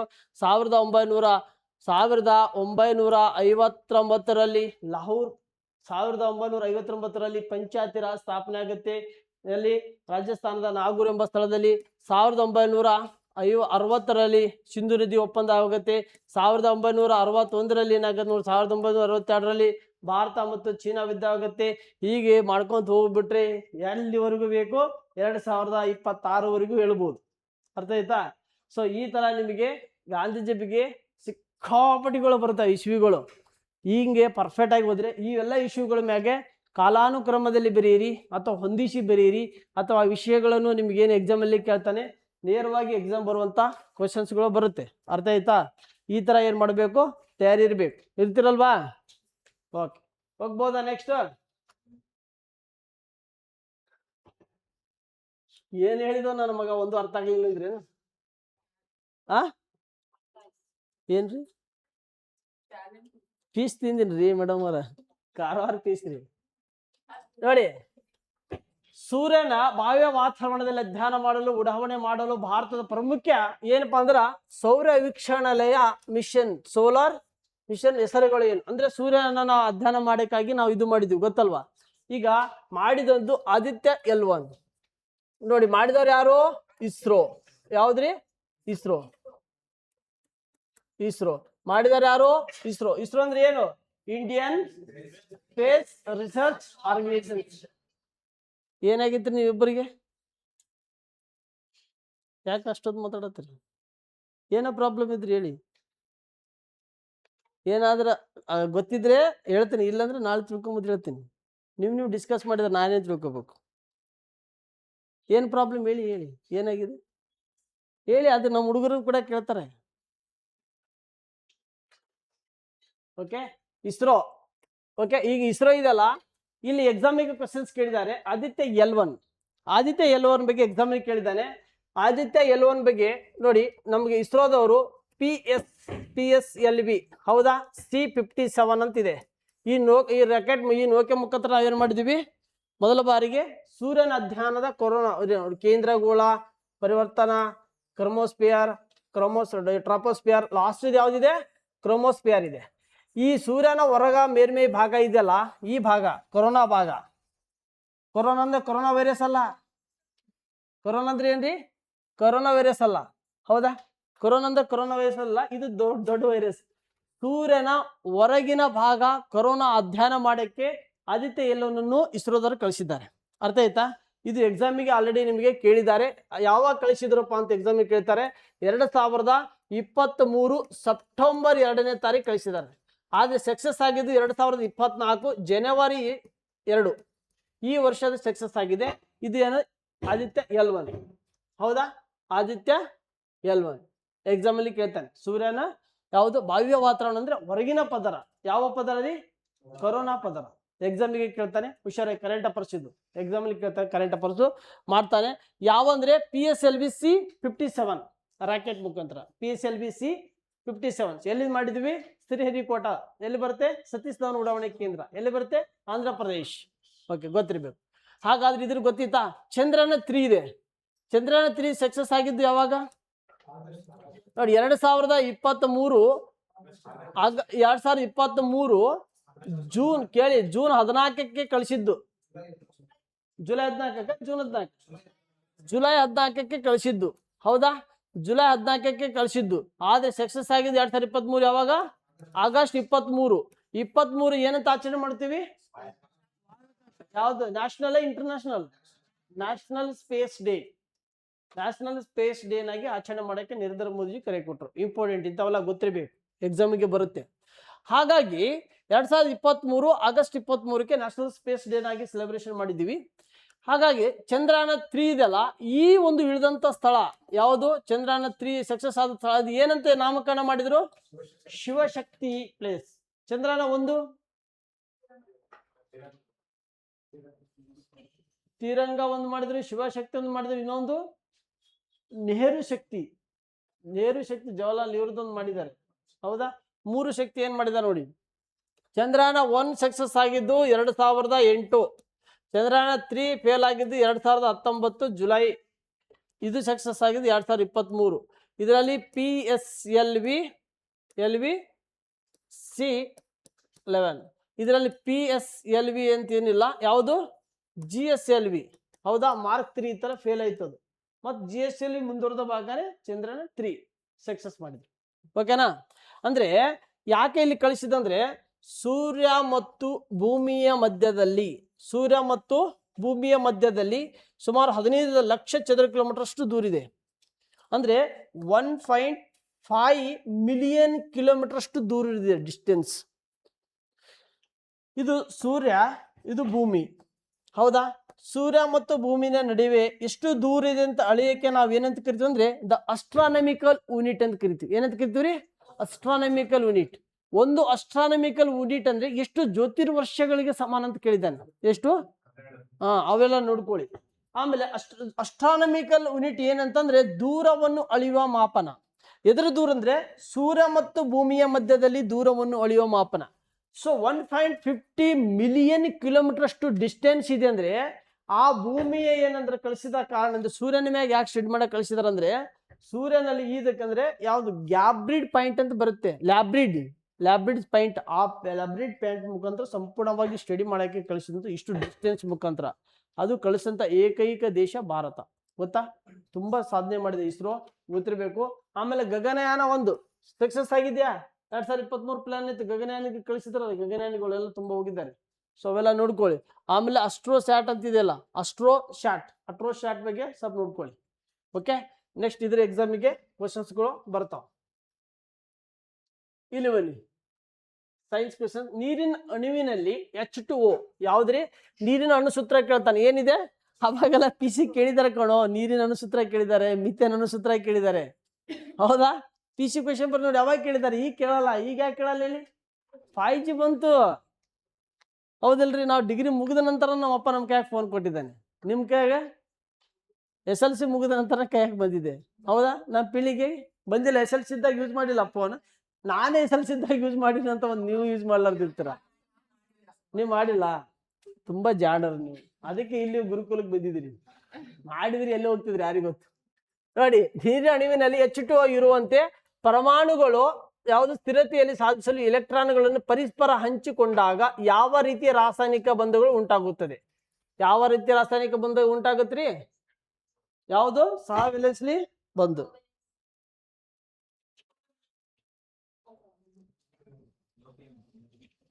ಯಾವ ರೀ ಸಹ ವೆಲೆನ್ಸ್ಲಿ ಬಂದ್ ಅಂತ ನೋಡಿ ಓಕೆ ಹಾಗಾದ್ರೆ ಇವೆಲ್ಲ ಆಯನಿಕ ಬಂಧು ಲೋಹಿಯ ಹೈಡ್ರೋಜನ್ ಬಂಧು ಎಲ್ಲ ಒಂಚೂರು ನೋಡ್ಕೊಳ್ಳಿ ಅದ್ರ ಏನ ಅಷ್ಟು ಆಳವಾಗಿದೆ ಅದ್ರ ಇನ್ಫಾರ್ಮೇಶನ್ ತಿಳ್ಕೊಳ್ಳಿ ಎಕ್ಸಾಮಿಗೆ ಕ್ವಶನ್ಸ್ ಕೇಳ್ತಾರೆ ಓಕೆ ಎಕ್ಸಾಮ್ಗಳಿಗೆ ಕ್ವಶನ್ಸ್ಗಳು ಬರುತ್ತೆ ಅದ್ರಗೋಸ್ಕರ ಸ್ವಲ್ಪ ಸ್ಟಡಿ ಮಾಡಿ ಯಾರು ಇದು ಮಾಡಂಗಿಲ್ಲ ಓಕೆನಾ ನೋಡಿ ಪೊಲೀಸ್ ಸಿಬ್ಬಂದಿಗೆ ನೀಡಲಾಗಿರುವ ಆಧುನಿಕ ತಾಂತ್ರಿಕ ಬುಲೆಟ್ ಪ್ರೂಫ್ ವೇಸ್ಟ್ಗಳನ್ನು ಏನಂತ ಕರೀತಾರೆ ಜಾಕೆಟ್ಗಳು ಅತ್ಯಂತ ಹೆಚ್ಚಿನ ಆಕರ್ಷಕ ಶಕ್ತಿ ಹೌದಾ ಹೊಂದಿರುವ ಹಗುರವಾದ ವಿಶ್ಲೇಷಣೆ ಎಲೆಗಳ ಬಹುಪದರಗಳನ್ನು ತಯಾರಿಸಲಾಗುತ್ತದೆ ಈ ಪಾಲಿಮರ್ ವಸ್ತುವಿನ ಜನಪ್ರಿಯ ವಾಣಿಜ್ಯ ಹೆಸರು ಏನಂತ ಕೇಳಿದ್ದಾನೆ ಇದರ ವಾಣಿಜ್ಯ ಹೆಸರು ಏನಂತ ಕೇಳಿದ ಏನ್ರಿ ಹಾಗಾದ್ರೆ ಇದ್ರ ವಾಣಿಜ್ಯ ಹೆಸರು ಏನು? ಯಾವುದು? ಕೇವಲರ್. ಹೌದಾ? ಕೇವಲರ್. ಮಾರ್ಕ್ಸ್ ಕರೆಕ್ಟ್ ಹಾಕಿ ಎಲ್ಲರಿಗೂ ಅವಾಗ ಅಲ್ಲೇ ಮಾರ್ಕ್ಸ್ ಹಾಕಿಬಿಡಿ. ಅವ್ರ ರ್ಯಾಂಗು ಅವ್ರಲ್ಲೇ OMR ಅಲ್ಲಿ ಹಾಕಿ ಕರೆಕ್ಟ್ ಮಾರ್ಕ್ಸ್ ಕೊಡಬೇಕು. ನೆಕ್ಸ್ಟ್ ಇಲ್ಲಿ ನೋಡಿ, ಭಾರತ ಸಂವಿಧಾನದ ತಿದ್ದುಪಡಿ ಕಾಯ್ದೆ. ಯಾವ ಕಾಯ್ದೆ ರೀ? ತಿದ್ದುಪಡಿಯ ಕಾಯ್ದೆ. ಯಾವ ಕಾಯ್ದೆ? ತಿದ್ದುಪಡಿಯ ಕಾಯ್ದೆ ಮೂಲಕ ಭಾರತೀಯ ಸಂವಿಧಾನದ 4A ಭಾಗಕ್ಕೆ ಮೂಲಭೂತ ಕರ್ತವ್ಯಗಳನ್ನು ಸೇರಿಸಲಾಯಿತು. ಹೌದಾ? ನೋಡಿ, ಮೂಲಭೂತ ಕರ್ತವ್ಯಗಳು ಯಾವ ಕರ್ತವ್ಯ ರೀ? ಮೂಲಭೂತ ಕರ್ತವ್ಯಗಳು. ಹೌದಾ? ಭಾರತ ಸಂವಿಧಾನವನ್ನು ಜಾರಿಗಾದ ದ ಫಂಡಮೆಂಟಲ್ ಡ್ಯೂಟೀಸ್. ಹೌದಾ? ಭಾರತ ಸಂವಿಧಾನವನ್ನು ಜಾರಿಗಾದಾಗ ಮೂಲಭೂತ ಕರ್ತವ್ಯಗಳು ಇತ್ತಾ? ಇದ್ದುವಾ? ಇಲ್ಲ. ಹಾಗಾದ್ರೆ ಈ ಮೂಲಭೂತ ಕರ್ತವ್ಯ ಅನ್ನೋದು 1975ರಲ್ಲಿ ಇಂದಿರಾ ಗಾಂಧೀಜಿ ಸರ್ಕಾರ ಇದ್ದ ಸಂದರ್ಭದಲ್ಲಿ ಅವಾಗ ಏನಾಗತ್ತಂದ್ರೆ ಸರ್ದಾರ್ ಸರೋವರ ಯಾವುದು ಸ್ವರ್ಣ ಸಿಂಗ್ ಸಮಿತಿ, ಸರ್ದಾರ್ ಸ್ವರ್ಣ ಸಿಂಗ್ ಸಮಿತಿಯನ್ನು ನೇಮಕ ಮಾಡ್ತಾರೆ. ಈ ಸರ್ದಾರ್ ಸ್ವರ್ಣ ಸಿಂಗ್ ಸಮಿತಿ ಆಧಾರದ ಮೇಲೆ ಭಾರತ ಸಂವಿಧಾನದಲ್ಲಿ 42ರಲ್ಲಿ ತಿದ್ದುಪಡಿ ಮಾಡ್ತಾರೆ. 42ನೇ ತಿದ್ದುಪಡಿ 1976ರಲ್ಲಿ ತಿದ್ದುಪಡಿ ಮಾಡಿ, ಈ ತಿದ್ದುಪಡಿಯ ಮತ್ತು ಈ ಸಮಿತಿ ಆಧಾರದ ಮೇಲೆ 8 ಮೂಲಭೂತ ಕರ್ತವ್ಯಗಳು ಆ್ಯಡ್ ಆಗುತ್ತೆ. ಎಷ್ಟಾಗತ್ರಿ? 8 ಮೂಲಭೂತ ಕರ್ತವ್ಯಗಳು ಸೇರುತ್ತೆ. ಆ ಸಂದರ್ಭದಲ್ಲಿ ಇಂದಿರಾ ಗಾಂಧಿ ಆ ಟೈಮಲ್ಲಿ ಶ್ರೀಮತಿ ಇಂದಿರಾ ಗಾಂಧೀಜಿ ಅವರು ಏನ್ ಮಾಡ್ತಾರಂದ್ರ 8 ಕರ್ತವ್ಯಗಳಿಗೆ ಮತ್ತೆ ಎಕ್ಸ್ಟ್ರಾ 2 ಕರ್ತವ್ಯಗಳು ಸೇರಿಸಿ 10 ಕರ್ತವ್ಯದಲ್ಲಿ ಪ್ರಾರಂಭದಲ್ಲಿ ಕೊಡ್ತಾರೆ. 10 ಕರ್ತವ್ಯಗಳು ಕೊಟ್ಟು ಭಾರತ ಸಂವಿಧಾನದಲ್ಲಿ ಸೇರ್ಪಡೆ ಮಾಡಕ್ಕೆ 4A ಭಾಗದಲ್ಲಿ 51A ವಿಧಿಯಡಿಯಲ್ಲಿ 51A ವಿಧಿಯಲ್ಲಿ ಸೇರ್ಪಡೆ ಮಾಡ್ತಾರೆ. 10 ಕರ್ತವ್ಯಗಳು ಸೇರ್ಪಡೆ ಆಗುತ್ತೆ. 51A ವಿಧಿಯಲ್ಲಿ ಏನಾಗುತ್ತೆ? ಸೇರ್ಪಡೆ ಆಗುತ್ತೆ. ಹಾಗಾಗಿ ನಾವು ಮೂಲಭೂತ ಕರ್ತವ್ಯವನ್ನು ಯಾವ ದೇಶದಿಂದ ಎರವಲಾಗಿ ಇದು ಮಾಡಿದೀವ್ರಿ? ರಷ್ಯಾ ದೇಶದ ಸಂವಿಧಾನದಿಂದ ಅಳವಡಿಸಿಕೊಂಡಿವಿ. ಪ್ರಸ್ತುತ ಮೂಲಭೂತ ಕರ್ತವ್ಯಗಳು 86ನೇ ಸಂವಿಧಾನದ ತಿದ್ದುಪಡಿ ಮಾಡಿ 2000 ಎಲ್ಲಿವರೆಗೂ? 2002 6ರಿಂದ 14 ವರ್ಷದ ಒಳಗಿನ ಮಕ್ಕಳಿಗೆ ಉಚಿತ ಮತ್ತು ಕಡ್ಡಾಯ ಶಿಕ್ಷಣ ಆಗಿ ಮಾಡಿದ್ವಿ. 11ನೇ ಮೂಲಭೂತ ಕರ್ತವ್ಯ ಪೋಷಕರ ಕರ್ತವ್ಯ ಆಗಿದೆ. ಓಕೆನಾ? ಎಷ್ಟದಾವು? 11 ಮೂಲಭೂತ ಕರ್ತವ್ಯಗಳಿದಾವೆ. ಓಕೆ, ಇಲ್ಲಿ ಗೊತ್ತಿರಬೇಕು. ಹಾಗಾಗಿ ಇಲ್ಲಿ ಯಾವ ತಿದ್ದುಪಡಿ ಮೂಲಕ ಸೇರಿಸಲಾಗಿದೆ ಅಂತ ಕೇಳಿದಾನ್ರಿ ಅವನು. ಯಾವುದು? 42. ಬಹಳ ಇಂಪಾರ್ಟೆಂಟ್. ಇದಕ್ಕೆ ಸುಮಾರು ಸಾರಿ ಕೇಳಿದ್ದಾನೆ. ಯಾರು ರಾಂಗ್ ಹಾಕಿದ್ದೀರಾ? ಯಾರು? ನೀವು ರಾಂಗ್ ಹಾಕಿದ್ಯಾ? ನಿಮ್ಗೆ ಮೂಲಭೂತ ಕರ್ತವ್ಯ ಕ್ಲಾಸ್ ಮಾಡಿಲ್ವಾ ಸರ್? ಮತ್ತೆ ಎಲ್ಲಿದ್ಯಾ? ಇಂಥವೆಲ್ಲ ರಾಂಗ್ ಹಾಕಿದ್ರೆ ಹೆಂಗ ಮಗ? ನೀವು GM ಕ್ಯಾಂಡಿಡೇಟ್, ಎಲ್ಲಿರೋ ಹುಡುಗರಿಗಿಂತ ಟಾಪ್ನೇ ಬರಿಬೇಕು. ಮತ್ತೆ ಯಾರು ರಾಂಗ್ ಹಾಕಿದ್ದಾರೆ? ಯಾರು ಹೆಸರೇನು? ರೇಖಾ ಯಾರು? ನಿಮ್ದು ನೀನೇ ರಾಂಗ? ನಿಮ್ದು ಯಾರು? ನಿಮ್ದು ಯಾರು ರಾಂಗ್? ನೀವೇ ರಾಂಗ್ ಹಾಕಿದ್ದೀರಾ? ಅಯ್ಯೋ ನಮ್ಮ ಹಾಡ್ದವ. ಮತ್ ನೀವು ಒಟ್ಟು ಎಲ್ಲ ಹೆಣ್ಮಕ್ಳಿಗೂ ಹಳ್ಳ ಹಿಡ್ದಾರ. ಎಲ್ಲ ಲೇಡೀಸ್ಗಳು ಹಳ್ಳ ಹಿಡಿದಿರಿ, ಬಾಯ್ಸ್ ಕೈ ಹಿಡಿದ್ರಿ. ಬರ್ರಿ ಇರ್ಲಿ. ಓಕೆ, ಸೊ ಹಾಗಾದ್ರೆ ಈ ಒಂದು ತಿದ್ದುಪಡಿ ಇದೆಲ್ಲ ಅತಿ ಹೆಚ್ಚು ಕೇಳ್ರಿ ಇಲ್ಲಿ. ಈ ತಿದ್ದುಪಡಿ ಇದೆಲ್ಲ ಅತಿ ಹೆಚ್ಚು ತಿದ್ದುಪಡಿ ಆದಂತದಕ್ಕೋಸ್ಕರದಕ್ಕೆ ಚಿಕ್ಕ ತಿದ್ದುಪಡಿ ಅಂದ್ರೆ ಇದು ಮಿನಿ ಸಂವಿಧಾನ ಅಂತ ಕರಿತೀವಿ. ಚಿಕ್ಕ ಸಂವಿಧಾನ, ಮಿನಿ ಸಂವಿಧಾನ ಅಂತ ಕರಿತೀವಿ. ಸುಮಾರು ತಿದ್ದುಪಡಿಗಳು ಮಾಡಿದೀವಿ. ನಂತರ 44ನೇ ತಿದ್ದುಪಡಿ 1978 ಇದೆಯಲ್ಲ, 1978 44 ಆಸ್ತಿ ಹಕ್ಕುಗೋಸ್ಕರ ಆದದ್ದು. ಯಾವ ಹಕ್ಕರಿದು? ಆಸ್ತಿ ಹಕ್ಕುಗೋಸ್ಕರ ಆಗಿದೆ. ಆಸ್ತಿ ಹಕ್ಕಿನಗೋಸ್ಕರ ಮಾಡಿದ ತಿದ್ದುಪಡಿ. ಈಗ 86ನೇ ತಿದ್ದುಪಡಿ 2000ರಲ್ಲಿದೆ. ಇದು 6 ವರ್ಷದಿಂದ 14 ವರ್ಷದ ಒಳಗಿನ ಮಕ್ಕಳಿಗೆ ಉಚಿತ ಮತ್ತು ಕಡ್ಡಾಯ ಶಿಕ್ಷಣಗೋಸ್ಕರ ಆಗಿದೆ. 11ನೇ ಮೂಲಭೂತ ಕರ್ತವ್ಯ. 52ನೇ ತಿದ್ದುಪಡಿ ಕಾಯ್ದೆ ಇದೆಯಲ್ಲ, ಇದು ಪಕ್ಷಾಂತರ ನಿಷೇಧ ಕಾಯ್ದೆ. ಎದಕ್ರಿ? ಪಕ್ಷಾಂತರ ನಿಷೇಧ ಕಾಯ್ದೆ. ರಾಜೀವ್ ಗಾಂಧಿ ಇದ್ದಾಗ ಪಕ್ಷಾಂತರ ನಿಷೇಧ ಕಾಯ್ದೆ. ಈ ತಿದ್ದುಪಡಿ ಯಾವ ತಿದ್ದುಪಡಿ? ಪಕ್ಷಾಂತರ ನಿಷೇಧ ಕಾಯ್ದೆ ತಿದ್ದುಪಡಿ. ಅರ್ಥ ಆಯ್ತಾ? ಪಕ್ಕ ಅರ್ಥ ಆಯ್ತಲ್ರಿ? ಅಲ್ಲಿ ಬಾಟ್ಲಿಗೆ ನೋಡ್ಬಾರ್ರಿ, ಇಲ್ಲಿ ನೋಡ್ರಿ. ನೀರು ಕುಡಿಬೇಕಂತ ಕುಡಿದ್ಬಿಡು. Okay, importants. ಓಕೆ, ಇಲ್ಲಿ ನೋಡ್ರಿ, ಎಕ್ಸಾಮ್ಗೆ ಕೇಳ್ತಾನೆ. ಇವೆಲ್ಲ ನಿಮಗೆ ಪೊಲೀಸ್ ಡಿಪಾರ್ಟ್ಮೆಂಟ್ ಸಂಬಂಧಪಟ್ಟಂತೆ ಇರುತ್ತೆ. ನೋಡಿ, ಮದ್ಯಪಾನ ಮಾಡಿ ವಾಹನ ಚಲನೆ ಮಾಡುವುದನ್ನು ಮಾಡುವುದನ್ನು ಪತ್ತೆ ಹಚ್ಚಲು ಯಾವುದು ನಮ್ಮ ಟ್ರಾಫಿಕ್ ಪೊಲೀಸರು ಇದಾರಲ್ಲ, ಸಂಚಾರಿ ಪೊಲೀಸರು ಬಳಸುವ ಏನು ಬಳಸ್ತಾರೆ? ಬ್ರೇಕ್ ಲೇಸರ್, ಹೌದಾ? ಜಸ್ಟ್ ಅದೇ ಎಕ್ಸಾಮಿಗೆ ಕೇಳ್ಬೋದು, ಯಾವುದು? ಬ್ರೆತ್ ಲೇಸರ್, ಅದೇ ಡೈರೆಕ್ಟ್ ಎಕ್ಸಾಮಿಗೆ ಕೇಳ್ಬೋದು ಯಾವುದು ಬಳಸ್ತಾರಂತ. ಆದರೆ ಈ ಸಾಧನವನ್ನು ರಾಸಾಯನಿಕ ಪ್ರಕ್ರಿಯೆಯನ್ನು ಬಳಸುತ್ತೇವೆ. ಇದರಲ್ಲಿ ಚಾಲಕನ ಉಸಿರಾಟದಲ್ಲಿರುವ ಆಲ್ಕೋಹಾಲ್, ನೋಡಿ ನೀವೇನ ಡ್ರಿಂಕ್ಸ್ ಮಾಡಿದಾಗ ಅವ್ರಿಗೆ ಗೊತ್ತಾಗಲ್ಲ, ಬರೀ ವಾಸನೆ ಮುಖಾಂತರ ನೋಡಂಗಿಲ್ಲ. ಪೈಪ್ ಹಾಕ್ತಾರೆ, ಊದು ಊದು ಅಂತಂದಾಗ ಪೈಪ್ ಜಗಂಗಿಲ್ಲ, ಯಾವ್ದೊಂದು ಮೂಯಲ್ಲಿ ಜಗ್ತಾನೆ, ಹೊಟ್ಟೆ ಜಗ್ತ. ಅದಕ್ಕೆ ನೀವೇನ್ ಮಾಡ್ಬೇಕು? ಉಸಿರನ್ನು ಹೊರಗೆ ಬಿಡಬೇಕು. ಯಾವಾಗ ರಭಸವಾಗಿ ಉಸಿರನ್ನು ಹೊರಗೆ ಬಂದಾಗ ನಿಮಗೆ ವಿಟಾಮಿನ್ಸ್ ಇರುವಂತ ಆಲ್ಕೋಹಾಲ್ ಹೊರಗೆ ಬರುತ್ತೆ. ಅವಾಗ ಅದು ಆಲ್ಕೋಹಾಲ್ ಹೊರಗೆ ಬಂದಾಗ ಒಳಗಿನ ನಿರ್ದಿಷ್ಟ ರಾಸಾಯನಿಕ ದ್ರಾವಣ ಬಣ್ಣವನ್ನು ಬದಲಾಗುತ್ತದೆ. ಈ ಪರೀಕ್ಷೆಯಲ್ಲಿ ಯಾವ ರಾಸಾಯನಿಕವನ್ನು ಬಳಸಲಾಗುತ್ತದೆ ಅಂತ ಕೇಳಿದರೆ, ದಿಸ್ ಇಸ್ ಆಮ್ಲೀಕೃತ potassium dichromate. This is important. ಇಂಥವೆಲ್ಲ ಕ್ವಶನ್ಸ್ಗಳು ಎಕ್ಸಾಮಿಗೆ ಆನ್ಸರ್ ಮಾಡಬೇಕು. ಇಂಥವೆಲ್ಲ ಆನ್ಸರ್ ಮಾಡಿದ್ರೆ ಗೊತ್ತಾಗತ್ತೆ, ಇಲ್ಲದ್ರೆ ಗೊತ್ತಾಗಲ್ಲ. ಅರ್ಥ ಆಯ್ತಾ? This is important. ಯಾವುದು? ಆಮ್ಲೀಕೃತ ಪೊಟ್ಯಾಸಿಯಂ ಡೈಕ್ರೋಮೇಟ್. ಎಕ್ಸಾಮ್ಗಳಲ್ಲಿ ಕ್ವಶನ್ಸ್ಗಳು ಅತಿ ಹೆಚ್ಚು ಬಂದಿದ್ದಾವು. ದಯವಿಟ್ಟು ಇಂಥದಕ್ಕೆಲ್ಲ ಆನ್ಸರ್ ಮಾಡಿ. ನೆಕ್ಸ್ಟ್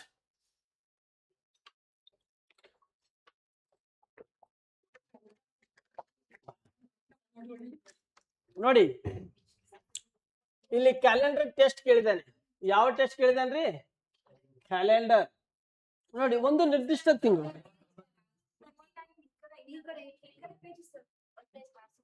ಒಂದ್ ಪೇಜ್ ಆರಿಸಿದ್ನ? ಡೇಂಜರ್ ಇದ್ದೀರಿ. ನಾನು ಏನೋ ಮಾಡ್ಬೇಕು ಮಾಡಿದ್ರೆ ಬಿಡ್ಲಿಲ್ಲಲ್ಲ. 13 ಕನ್ನಡದ ಸುವರ್ಣ ಯುಗದ 3 ಕವಿಗಳನ್ನು ಒಟ್ಟಾಗಿ ರತ್ನೇತರರೆಂದು ಕರೆಯಲಾಗುತ್ತದೆ. ಹೌದಾ? ನಮ್ಮ ಕೌಶಿಕ್ ಸರ್ ಆಲ್ರೆಡಿ ಹೇಳಿದಾರೆ, ನಿಮಗೆ ಹೇಳಿದಾರಿಲ್ರಿ? ರತ್ನೇತರ ಹೇಳಿದಾರಿಲ್ಲ? ಮತ್ತ ನೀವು ಯಾಕ ಪೊಲೀಸ್ ಎಕ್ಸಾಮಿಗೆ ಇಂಪಾರ್ಟೆಂಟ್ ಗೊತ್ತಾ? ಇಂಥವೆಲ್ಲ ಕ್ವಶನ್ಸ್ ಕೇಳಿದ್ರೆ ಕನ್ನಡದ ಸಾಹಿತ್ಯ ಬಗ್ಗೆ ಐಡಿಯಾ ಇರಬೇಕನ್ರಿ. ಯಾಕೆ ನಡೀತಿರು? ಫಸ್ಟ್ ಆಪ್ಷನ್ಸ್ ಅಂತ ಓಯ್ ಕೌಶಿಕ್ ಸರ್ ಮಾನ ಮರ್ಯಾದೆ ತೆಗೆದು ಇಟ್ಟಿದ್ದೀನಿ. ನೋಡಿ ಇಲ್ಲಿ ಅಂದ್ರೆ ರತ್ನಾತ್ರಯ ಇರುವಂತ ಅವ್ರು ಆಲ್ರೆಡಿ ನಿಮಗೆ ಪಂಪ ಪೊನ್ನ ರನ್ನ ಇವ್ರ ಬಗ್ಗೆ ಕ್ಲಾಸ್ ಮಾಡಿದ್ದಾರೆ. ಇವಾಗ ರತ್ನಾತ್ರಯ ಅಂತ ನಿಮಗೆ ನೇರವಾಗಿ ಕ್ವಶನ್ಸ್ ಕೇಳಿದ್ದಾರೆ. ನಾಳೆಗೆ ಸಪ್ರೇಟ್ ಆಗಿ ಪಂಪನ ಬಗ್ಗೆ, ಪೊನ್ನನ ಬಗ್ಗೆ, ಜನ್ನನ ಬಗ್ಗೆ, ರನ್ನನ ಬಗ್ಗೆ, ಕವಿ ಚಕ್ರವರ್ತಿ ಬಗ್ಗೆ ಎಲ್ಲರ ಬಗ್ಗೆ ಸಪ್ರೇಟ್ ಆಗಿ ಕ್ವಶನ್ಸ್ ಬರ್ಬೋದಲ್ರಿ. ಆದರೆ ಕೆಇಎ ಕ್ವಶನ್ಸ್ ಪೇಪರ್ ಇರಲಿ, KSP ಇರಲಿ, ಕನ್ನಡದ ಸಾಹಿತ್ಯ ಬಗ್ಗೆ 1-2 ಕ್ವಶನ್ಸ್ ಕೇಳ್ಬಿಡ್ತಾನೆ. ಅವಾಗ ನಮ್ಮ ಹುಡುಗರು ನಾನು ಕನ್ನಡ ಸಾಹಿತ್ಯನ ಗೊತ್ತಿಲ್ಲಲ್ಲ, ಮಗ ಕುವೆಂಪು ಎಲ್ಲಿ ಹುಟ್ಟಿದಂತ ಗೊತ್ತಿಲ್ಲಲ್ಲ. ಹೌದಲ್ರಿ? ಈ ತರ ಬಣ್ಣದ ಮಾತುಗಳು ಕ್ವಶನ್ ಪೇಪರ್ ಹೇಳಿದ್ರೆ ಯಾರು ನೋಡಲ್ಲ. ಅದಕ್ಕೆ ಎಲ್ಲನೂ ತಿಳ್ಕೊಂಡು ಹೋಗ್ರಿ. ಎಕ್ಸಾಮ್ ಅಲ್ಲಿ ಎಲ್ಲನೂ ಓದಿ. ಅಟ್ಲೀಸ್ಟ್ ನೀವು PCPS ಓದೋದ್ರಿಂದ ಜಸ್ಟ್ ಇಂಪಾರ್ಟೆಂಟ್ ಕವಿಗಳು ಅವ್ರು ಬರೆದಂತ, ಅವ್ರಿಗೆ ಯಾವ್ಯಾವ ಪ್ರಶಸ್ತಿ ಕೊಟ್ಟಿದ್ದಾರೆ, ಅವ್ರಿಗಿರುವ ಬಿರುದುಗಳು, ಅವರಿರುವ ಕವಿ, ಅವ್ರ ಯಾವ್ಯಾವ ಕಾದಂಬರಿ ಬರೆದಿದ್ದಾರೆ, ಯಾವ್ಯಾವ ಒಂದು ಕೃತಿಗಳಿಗೆ ಅವರು ಇಂಪಾರ್ಟೆಂಟ್ ಆದ ಪ್ರಶಸ್ತಿ ಕೊಟ್ಟಿದ್ದಾರೆ, ಜಸ್ಟ್ ಕಣ್ಣಾಡ್ಸ್ಕೊಂಡು ಹೋಗಿ ಬಂದ್ಬಿಡುತ್ತೆ. ಎಕ್ಸಾಮಿಗೆ ಬರುತ್ತೆ, ಯೂಸ್ ಆಗುತ್ತೆ. ಓಕೆನಾ? ಓಕೆ. ಹಾಗಾದ್ರೆ ಇಲ್ಲಿ ಹರಿಹರ ಇದ್ದಾರೆ, ರಾಘವಂಕ ಇದ್ದಾರೆ, ಪದ್ಮನಾಭ ಇದ್ದಾರೆ, ಕುವೆಂಪು ಇದ್ದಾರೆ, ದ ರಾ ಬೇಂದ್ರೆ ಇದ್ದಾರೆ, ಕಾರಂತವ್ರು ಇದ್ದಾರೆ, ಬಸವಣ್ಣವ್ರು ಇದ್ದಾರೆ, ಅಲ್ಲಮಪ್ರಭು ಇದ್ದಾರೆ, ಅಕ್ಕಮಹಾದೇವಿ. ಇಷ್ಟು ಜನರ ಬಗ್ಗೆ ಸ್ಟಡಿ ಮಾಡ್ಕೊಂಡ್ಬಿಟ್ರೆ ಮುಗೀತು, ಇದೆ ಕನ್ನಡ ಸಾಹಿತ್ಯ. ಹೌದಲ್ವಾ? ಓದ್ಕೊಳ್ಳಿ, ಚೆನ್ನಾಗಿ ಓದ್ಕೊಳ್ಳಿ. ಭಾರತೀಯ ರಾಷ್ಟ್ರೀಯ ಕಾಂಗ್ರೆಸ್ಸಿನ ಯಾವ ಇತಿಹಾಸಕ ಅಧಿವೇಶನದಲ್ಲಿ ಪೂರ್ಣ ಸ್ವರಾಜ್ಯ, ಬಹಳ ಇಂಪಾರ್ಟೆಂಟ್ ಕಣ್ರಿ ಇದು. ಪೂರ್ಣ ಸ್ವರಾಜ್ಯ ಅಂದ್ರೆ ಪೂರ್ಣ ಸ್ವತಂತ್ರ, ಇದು ಪ್ರಸಿದ್ಧ ನಿರ್ಣಯವನ್ನು ಅಂಗೀಕರಿಸಲಾಗಿತ್ತು. ಒಂಚೂರು ಇಲ್ಲಿ ಡಿಸ್ಕಸ್ ಮಾಡೋಣ ಬಾ. ಎಕ್ಸಾಮಿಗೆ ಕ್ವಶನ್ಸ್ ಪದೇ ಕೇಳ್ತಾರೆ. ನೋಡಿ ಇಲ್ಲಿ ಎಕ್ಸಾಮ್ಗಳಿಗೆ ಅಂತಂದಾಗ 1929ರಲ್ಲಿ ಲಾಹೋರ್ ಕಾಂಗ್ರೆಸ್ ಅಧಿವೇಶನ ಆಗತ್ತೆ. ಎಲ್ಲಿ ಆಗತ್ರಿ? ಲಾಹೋರ್ ಕಾಂಗ್ರೆಸ್. ಇದರ ಅಧ್ಯಕ್ಷರು ಯಾರಿರ್ತಾರೆ? ನೆಹರೂಜಿ ಅವರು ಅಧ್ಯಕ್ಷರಾಗಿರ್ತಾರೆ. ಈ ಲಾಹೋರ್ ಕಾಂಗ್ರೆಸ್ ಅಧಿವೇಶನ ಉದ್ದೇಶವೇನಿರುತ್ತೆ ಗೊತ್ತಾ? ಪೂರ್ಣ ಸ್ವರಾಜ್ಯ ಘೋಷಣೆ ಮಾಡುವಂತ ಒಂದು ಡಿಸಿಷನ್ ಇರುತ್ತೆ. ಇಲ್ಲಿ ಪೂರ್ಣ ಸ್ವರಾಜ್ಯ ಇದಲ್ಲ, ಪೂರ್ಣ ಸ್ವರಾಜ್ಯವನ್ನು ಅಂಗೀಕರಣ ಮಾಡುವಂತ ಕೆಲಸ ಈ ಒಂದು ಅಧಿವೇಶನದಲ್ಲಿ ಆಗತ್ತೆ. ಆಗಿದ್ದು 1930 ಜನವರಿ ಯಾವಾಗ 26ಕ್ಕೆ ಜಾರಿಗೆ ಆಗತ್ತೆ. ಯಾವಾಗ ಪೂರ್ಣ ಸ್ವರಾಜ್ಯ ಘೋಷಣೆ ಆಗತ್ತೆ ಆ ಸಂದರ್ಭದಲ್ಲಿ 1930 ಜನವರಿ 26ಕ್ಕೆ ಸಿಂಧೂ ನದಿಯ ಉಪನದಿಯಾದ ರಾವಿ, ಯಾವ ನದಿ ರೀ? ರಾವಿ ನದಿಯಲ್ಲಿ ಜವಾಹರ್ಲಾಲ್ ನೆಹರೂಜಿ ಅವರು ತ್ರಿವರ್ಣ ಧ್ವಜವನ್ನು ಹಾರಿಸ್ತಾರೆ. ಅವಾಗ ನಮ್ಗೆ ಸ್ವತಂತ್ರ ಸಿಕ್ಕಂಗೆ ತ್ರಿವರ್ಣ ಧ್ವಜವನ್ನು ಮೊದಲು ಹಾರಿಸ್ಬಿಟ್ಟಿದ್ದಾರೆ ಜವಾಹರ್ಲಾಲ್ ನೆಹರೂಜಿ. ಯಾವಾಗ ಈ ದಿನ ಇದೆಯಲ್ಲ ಜನವರಿ 26 ಪೂರ್ಣ ಸ್ವರಾಜ್ಯ ಘೋಷಣೆ ಆಗಿದ್ದ ದಿನ ಇದೆಯಲ್ಲ, ಇದೇ ದಿನ ನಾವೇನು ಮಾಡ್ತೀವಿ, 1946 ನವೆಂಬರ್ 26ಕ್ಕೆ ನಾವೇನು ಮಾಡಿದ್ವಿ, ಸಂವಿಧಾನ ಅಂಗೀಕರಣಗೊಂಡು 1950 ಜನವರಿ ಏನ್ ಮಾಡಿದ್ವಿ 26ಕ್ಕೆ ಸಂವಿಧಾನ ಜಾರಿಗಾಗತ್ತೆ. ಯಾವಾಗ ಸಂವಿಧಾನ ಜಾರಿಯಾಗತ್ತೋ ಅದೇ ದಿನ ದ ರಿಪಬ್ಲಿಕ್ ಡೇನಾಗಿ ಸೆಲೆಬ್ರೇಷನ್ ಮಾಡ್ತೀವಿ. ಅರ್ಥ ಆಯ್ತಾ? ರಿಪಬ್ಲಿಕ್ ಡೇ ಅದೇ ದಿನನಾಗಿ ಯಾಕೆ ಸೆಲೆಬ್ರೇಷನ್ ಮಾಡ್ತೀವಿ ಅಂದ್ರೆ ಕಾರಣಗಳಿದಾವೆ. ಜನವರಿ 26ದ ಮಹತ್ವ ಅಷ್ಟು ಇಂಪಾರ್ಟೆಂಟ್ ಇದೆ. ಲಾಹೋರ್ ಕಾಂಗ್ರೆಸ್ ಹೇಗಿರ್ಬೋದು, ಸಂವಿಧಾನ ಜಾರಿಯಾದ ದಿನ ಆಗಿರ್ಬೋದು. ಅದೇ ದಿನ ನಾವು ರಿಪಬ್ಲಿಕ್ ಡೇ ಆಗ್ತೀವಿ. ರಿಪಬ್ಲಿಕ್ ಡೇ ಅನ್ನೋ ಭಾರತದ ರಾಷ್ಟ್ರಪತಿಯವರು ದೇಶವನ್ನು ಉದ್ದೇಶಿಸಿ ಮಾತನಾಡ್ತಾರೆ. ಆ ರಾಷ್ಟ್ರಪತಿಯವರು ಪ್ರಧಾನಮಂತ್ರಿ ಶಿಫಾರಸಿನ ಆಧಾರದ ಮೇಲೆ ಭಾರತ ರತ್ನ, ಪದ್ಮವಿಭೂಷಣ, ಪದ್ಮಭೂಷಣ, ಪದ್ಮ ಪ್ರಶಸ್ತಿಗಳು, ಭಾರತ ದೇಶದ ಅತ್ಯುನ್ನತ ಪ್ರಶಸ್ತಿಗಳು ಪ್ರದಾನ ಮಾಡ್ತಾರೆ. ದೇಶ ತುಂಬೆಲ್ಲ ಜನರಿಗೆ ಮಾಡ್ತಾರೆ. ಕಲೆ, ಸಾಹಿತ್ಯ, ವಿಜ್ಞಾನ, ಸಮಾಜ ಸೇವೆ ಮುಂತಾದ ಕ್ಷೇತ್ರಗಳಲ್ಲಿ ಸಾಧನೆ ಮಾಡಿದ ವ್ಯಕ್ತಿಗಳನ್ನು ಪರಿಗಣಿಸಿ ಈ ಪ್ರಶಸ್ತಿಗಳನ್ನು ಕೊಡ್ತಾರೆ.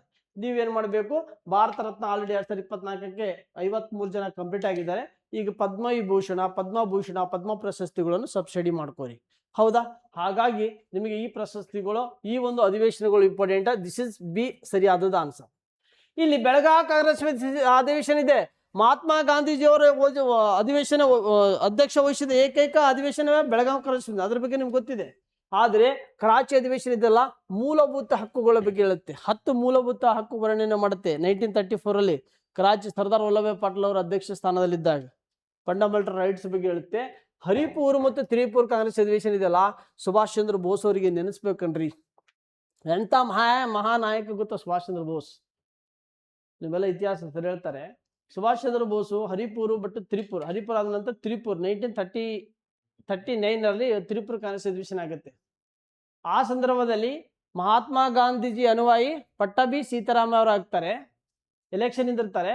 ಈಚಾಗ ತ್ರಿಪುರ್ ಕಾಂಗ್ರೆಸ್ ಅಧಿವೇಶನ ಯಾರು ನಿಂದಿರ್ತಾರೆ? ಸುಭಾಷ್ ಚಂದ್ರ ಬೋಸ್ ಎಲೆಕ್ಷನ್ ನಿಂದಿರ್ತಾರೆ.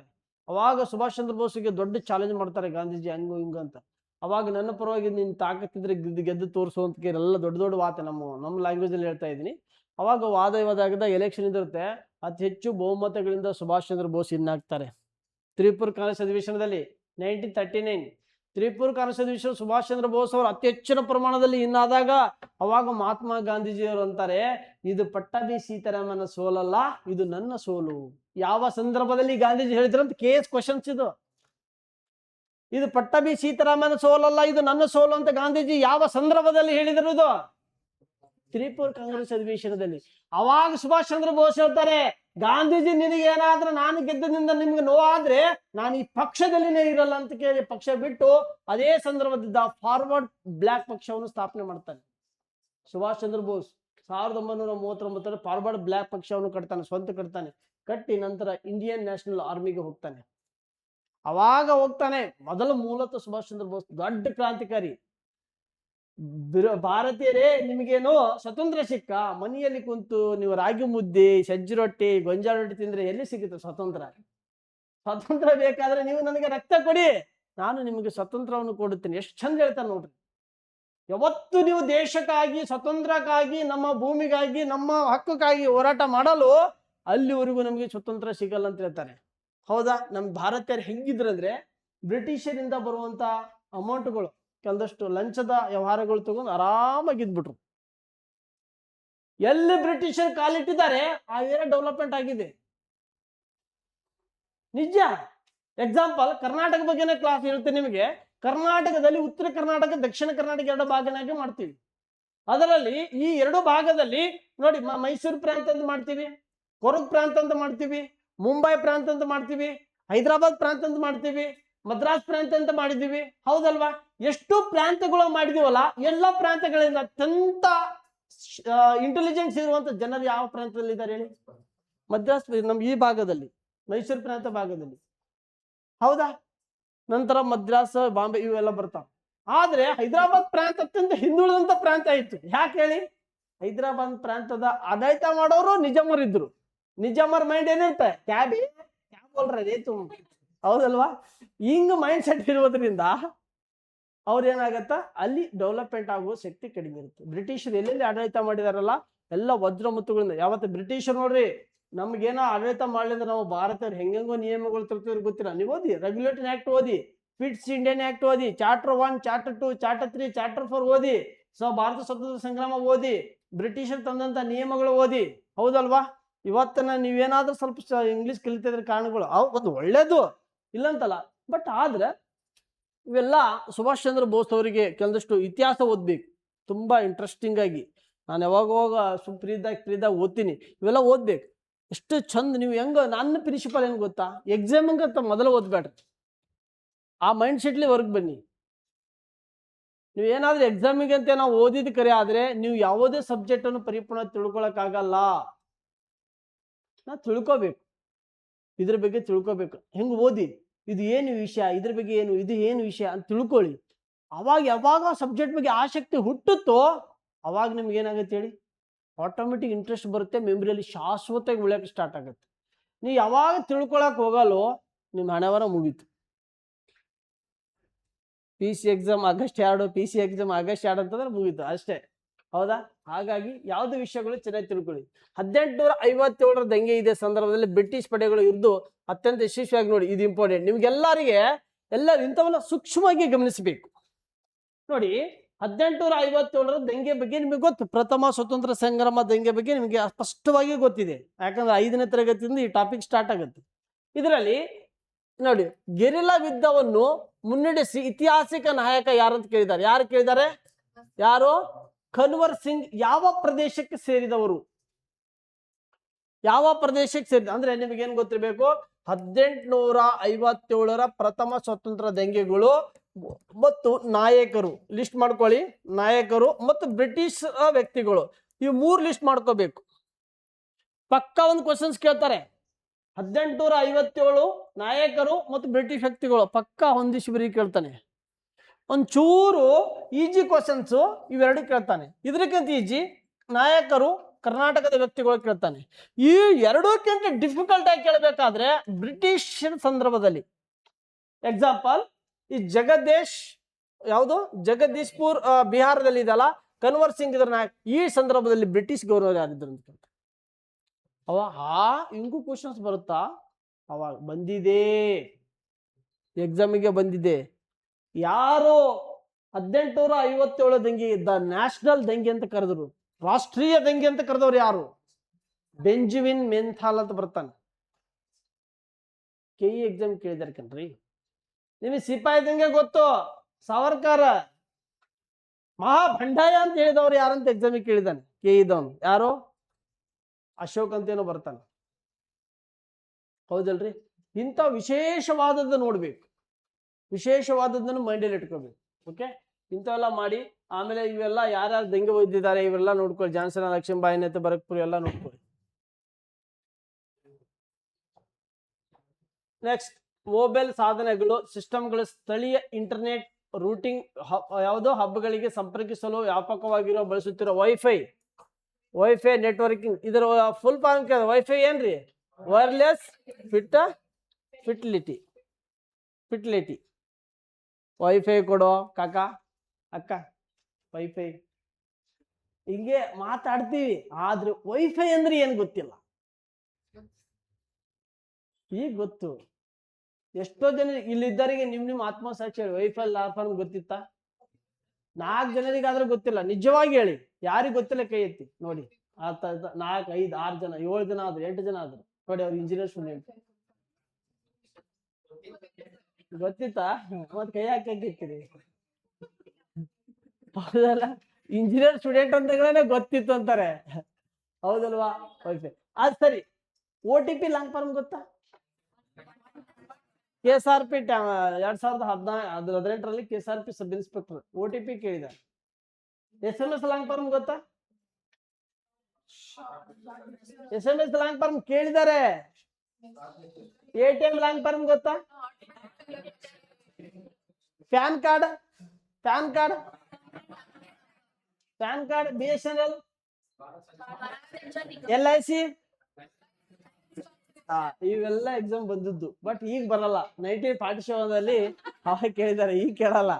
ಮತ್ ಇವೇ ಬಾಯ್ಬಿಟ್ ಮಾಡ್ಕೊಂಡು ಕೂತೀರಿ. ಓಕೆ, ಸರಿ, ಹೌದಲ್ವಾ? ಜಸ್ಟ್ ಇಲ್ಲಿ ನೋಡಿ, ಇದು ತುಂಬಾ ಇಂಪಾರ್ಟೆಂಟ್. ಇಲ್ಲಿ ಆತ್ಮೀಯ ವಿದ್ಯಾರ್ಥಿಗಳೇ, ಎಕ್ಸಾಮ್ಗೆ ಕೇಳ್ತಾರೆ ನೋಡಿ. ಅಮೆರಿಕದಲ್ಲಿ GPA GPS global processing system. ಯಾವ್ದ್ರಿದು? GPS. This is GPS. ಈಗ ನಮ್ಮ ತಮ್ಮರೊಬ್ರು ಫಾರೆಸ್ಟ್ ಇದ್ದಾರೆ ಅಕ್ಕ. ನಾ ಏನ್ ಹೇಳತ್ತಿದ್ದೆ? ಇಷ್ಟು ಮಾಡಿದ್ರೆ ಸಾಕು. ಅವರು ಫಾರೆಸ್ಟ್ ಒಳಗಡೆ ಕರ್ಕೊಂಡು ಹೋದ್ರು. ನನಗೆ ಹೆಂಗ ಕ್ವಶನ್ಸ್ಗಳಿಗೆ ಟಚ್ ಮಾಡಿಸ್ತೀನಿ ಸ್ವಲ್ಪ ನೋಡ್ಬೇಕು. ಫಾರೆಸ್ಟ್ ಒಳಗಡೆ ಕರ್ಕೊಂಡು ಹೋದ್ರು. ನಾನು ಅವನಿಂದ ಹೋಗ್ಬಿಟ್ಟೆ. ನಾನು ಹೋದ ತಕ್ಷಣ ನನಗೇನು ಸಾಯ್ಡಿಯೋಗ ಮಾಡಿದ್ದೆ ನೀನಂತಂದೆ. ನಾನು ಯಾಕಂತಂದ್ರೆ ವಿಚಿತ್ರವಾದ ಕಾಡು, ಸಿರ್ಸಿ ಫಾರೆಸ್ಟ್ ಅಲ್ಲಿ ವಿಚಿತ್ರವಾದ ಫಾರೆಸ್ಟ್, ఎవರಿಗಿನ ಫಾರೆಸ್ಟ್. ನನಗೆ ಸೂರ್ಯನ ಬೆಳಕ ಮ್ಯಾಗ್ಲಿ ಸೂರ್ಯನ ಬೆಳಕ ಕಾಣ್ತಾ ಇಲ್ಲ. ನನಗೆ ಒಳಗಡೆ ಹೋಗಿದ್ದೀನಿ, ಎಲ್ಲಿ ಇದೆ ನಮ್ಮ ಊರು, ಅಷ್ಟು ಶಾಕ್ ಆಗಿಬಿಟ್ಟಿದ್ದೀನಿ. ಅವನೇನಂದ ಗೊತ್ತಾ, ನಾನೊಂದು ಯಾಕೆ ಮತ್ತು ರಿಟರ್ನ್ ಹೋಗೋದು ಹೆಂಗೆ? ನಮಗೆ GPS ಇದೆ, ಡೋಂಟ್ ತಲೆ ಕೆಡಿಸ್ಕೋಬೇಡ, ನಾವು ಹೋಗ್ತೀವಿ. ಅದು ಕಾಕನ ಮಗ ತುಂಬ ಆಯ್ತು ಹೋಗ್ತೀವಿ ಅಂತ ಹೋದ್ವಿ. GPS ಅಂದಾಗ ಅವಾಗ GPS ಅಂದ್ರೆ ಏನು ನಾನು ಸರ್ಚ್ ಮಾಡಿದೆ. ಅವಾಗ ಒಬ್ಬ ವ್ಯಕ್ತಿಯ ಯಾವ ಸ್ಥಳದಲ್ಲಿದೆಯೋ ಮತ್ತು ಸಮಯವನ್ನು ಸೂಚಿಸಿಕೊಡುವಂಥದ್ದು ಕೆಲಸ ಮಾಡುತ್ತೆ. ಅರ್ಥ ಆಯ್ತಾ? 2014ರಲ್ಲಿ FDA ಕ್ವಶನ್ಸ್ ತೆಗೆದು ನೋಡ್ರಿ. 2014ರಲ್ಲಿ FDA ಈ ಕ್ವಶನ್ಸ್ ಕ್ಲಿಕ್ ಮಾಡಿದ್ದಾರೆ. GPS ಲಾಂಗ್ ಪರ ಕೇಳಿಲ್ಲ. GPS ದಿಂದ ಏನಾಗುತ್ತೆ ಕೆಲಸದ ಕೇಳಿ ಸ್ಟೇಟ್ಮೆಂಟ್ ಕೇಳಿದ್ದಾರೆ. ಅವಾಗ ಯಾವ ಸಂದರ್ಭದಲ್ಲಿ ನಾ ಎಲ್ಲಿ ಇದ್ದೀನಿ ಆ ಸ್ಥಳ ಪ್ಲೇಸ್ ತೋರಿಸಿಕೊಡುತ್ತೆ ಮತ್ತು ನನಗೆ ಸಮಯವನ್ನು ತೋರಿಸಿಕೊಡುತ್ತೆ ಮತ್ತು ಡಿಸ್ಟೆನ್ಸ್ ತೋರಿಸಿಕೊಡುವಂತ ಕೆಲಸ ಮಾಡುತ್ತೆ. ದಿಕ್ಕುಗಳು ತೋರಿಸಿಕೊಡುವಂಥದ್ದು ಸಮಯ ಮತ್ತು ದಿಕ್ಕು. ಹೌದಾ? ಮತ್ತು ದಿಕ್ಕು. ಸೊ ಹಾಗಾಗಿ ಇಂಥವೆಲ್ಲ ಎಕ್ಸಾಮ್ಗಳಿಗೆ ಕ್ವಶನ್ಸ್ಗಳು ಬರುವುದರಿಂದ ನೀವು ಅಬ್ಸರ್ವಿಂಗ್ ಹೆಂಗಿರಬೇಕು. GPS ಅಮೆರಿಕ, ಸಹಜವಾಗಿ ಅಮೆರಿಕ GPS ಇದೆ.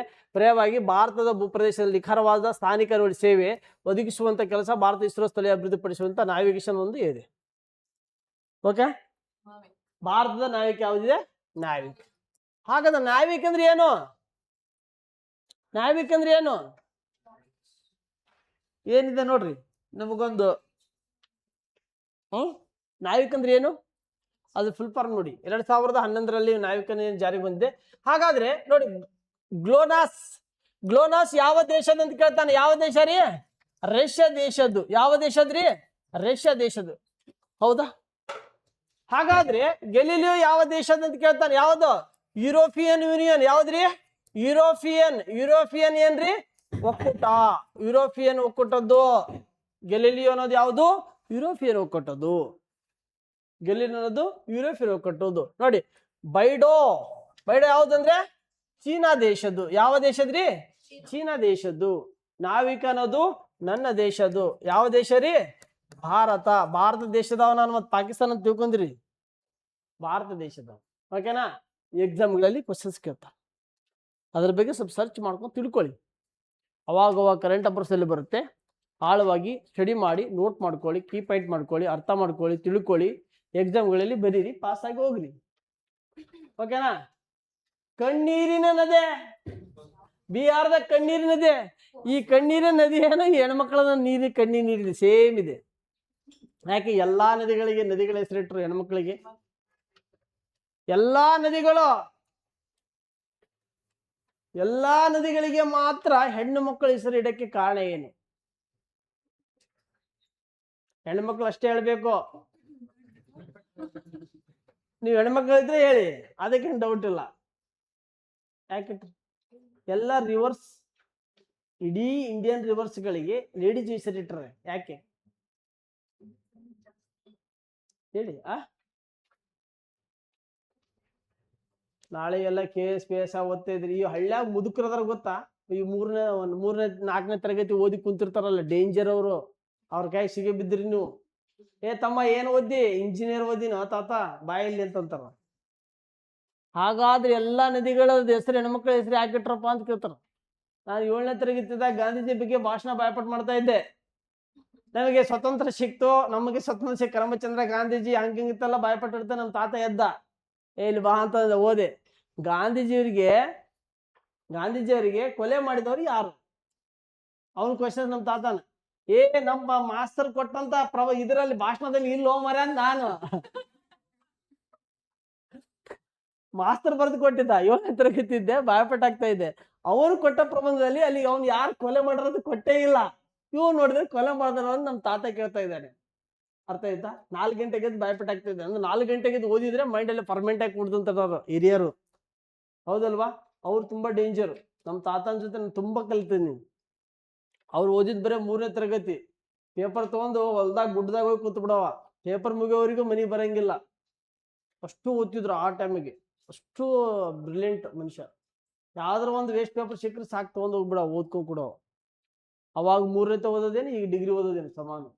ನೋಡಿರ್ಬೇಕಾದ್ ನಿಮ್ಮ ಮನೇಲಿ ನಿಮ್ ತಾತಗಳು ಎಷ್ಟು ಬ್ರಿಲಿಯಂಟ್ ಇದಾರೆ ಗೊತ್ತಾ? ಅವಾಗಿನ ಕನ್ನಡ ಶಾಲೆ ಸ್ಕೂಲ್ ಟೀಚರ್ಸ್ ನೋಡಿ ರಿಟೈರ್ಮೆಂಟ್ ಆಗಿದಾರಲ್ಲ, ಶಾಕ್ ಆಗ್ತೀರ ನೀವು. ಅವ್ರ ಹ್ಯಾಂಡ್ ರೈಟಿಂಗು, ಅವ್ರ ಮಾತು ನೋಡಿ. ಹೌದಿಲ್ಲಕ್ಕ?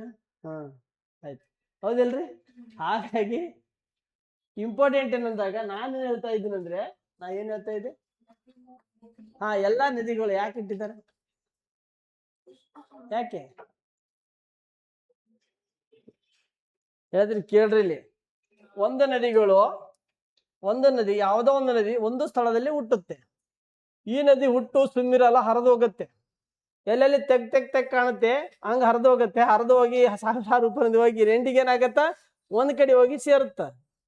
ಈ ಒಂದು ಹೆಣ್ಮಗು ಒಂದು ಊರಲ್ಲಿ ಹುಟ್ಟುತ್ತೆ.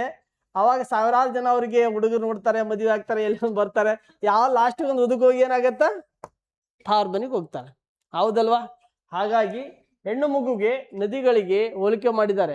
ಯಾವುದೇ ಒಂದು ಕುಟುಂಬದಲ್ಲಿ ಒಂದು ಹೆಣ್ಣು ತನ್ನ ಅವರ ಮನೆ ಬಿಟ್ಟು ಗಂಡನ ಮನೆಗೆ ಹೋಗುವ ಸಂದರ್ಭದಲ್ಲಿ ಒಂದು ನದಿ ಉಗಮಗುಂಡದಿಂದ ಸಮುದ್ರ ಸೇರುವ ಸಂದರ್ಭದಲ್ಲಿ ಅಲ್ಲಿರುವ 108ಗಳು ಏನ್ ಗೊತ್ತಾ, ಈ ಹೊಲಸುಗಳ ಎದ್ದ ಕ್ಲೀನ್ ಏನಂತಾರ, ನದಿಗಳು ಕಚ್ಕೊಂಡು ಹೋಗಿರ್ತಲ್ಲ ಎಲ್ಲ ಕಸಗಳು ಗಲೀಜುಗಳು. ಹಂಗ ಒಂದು ಹೆಣ್ಣು ಮಗು ತಗೊಂಡ್ ಹೋಗ್ಬೇಕು ಸಂಸಾರ. ಆದ್ರೆ ಯಾವುದೆಲ್ಲ ಮಾಡಲ್ಲ. ಅತ್ತಿ ಒಂದು ತೆರಿಗೆ, ಸಸಿ ಒಂದು ಕಡೆಗೆ, ಫೈಟ್. ಇವ್ರ ಮಧ್ಯದಲ್ಲಿ ಗಂಡ. ಅಮ್ಮನ ಪರವಾಗಿ ಮಾತಾಡಿದ್ರೆ ಇವನು ಬೇರೆ, ಇವನ್ ಪರವಾಗಿ ಮಾತಾಡಿದ್ರೆ ಅಮ್ಮ ಸಿಟ್ಟು. ಮಧ್ಯದಲ್ಲಿ ಹುಡುಗರು ಏನ್ ಮಾಡ್ಬೇಕ್ರಿ ನೀವ್ ಹೇಳಿ? ಅವ್ರೇನ್ ಪಾಪ ಮಾಡಿದಾರೆ? ಅರ್ಥ ಮಾಡ್ಕೋಬೇಕಲ್ವಾ? ಈಚಾಗ ಎತ್ತ ತಾಯಿನ ಬಿಡಕ್ಕಾಗತ್ತಾ? ಕಡ್ಕೊಂಡ್ ಹೆಡ್ತೀನಿ ಬಿಡಕ್ಕಾಗಲ್ಲ. ಮಧ್ಯದಲ್ಲಿ ಅವನೇನ್ ಮಾಡ್ಬೇಕು?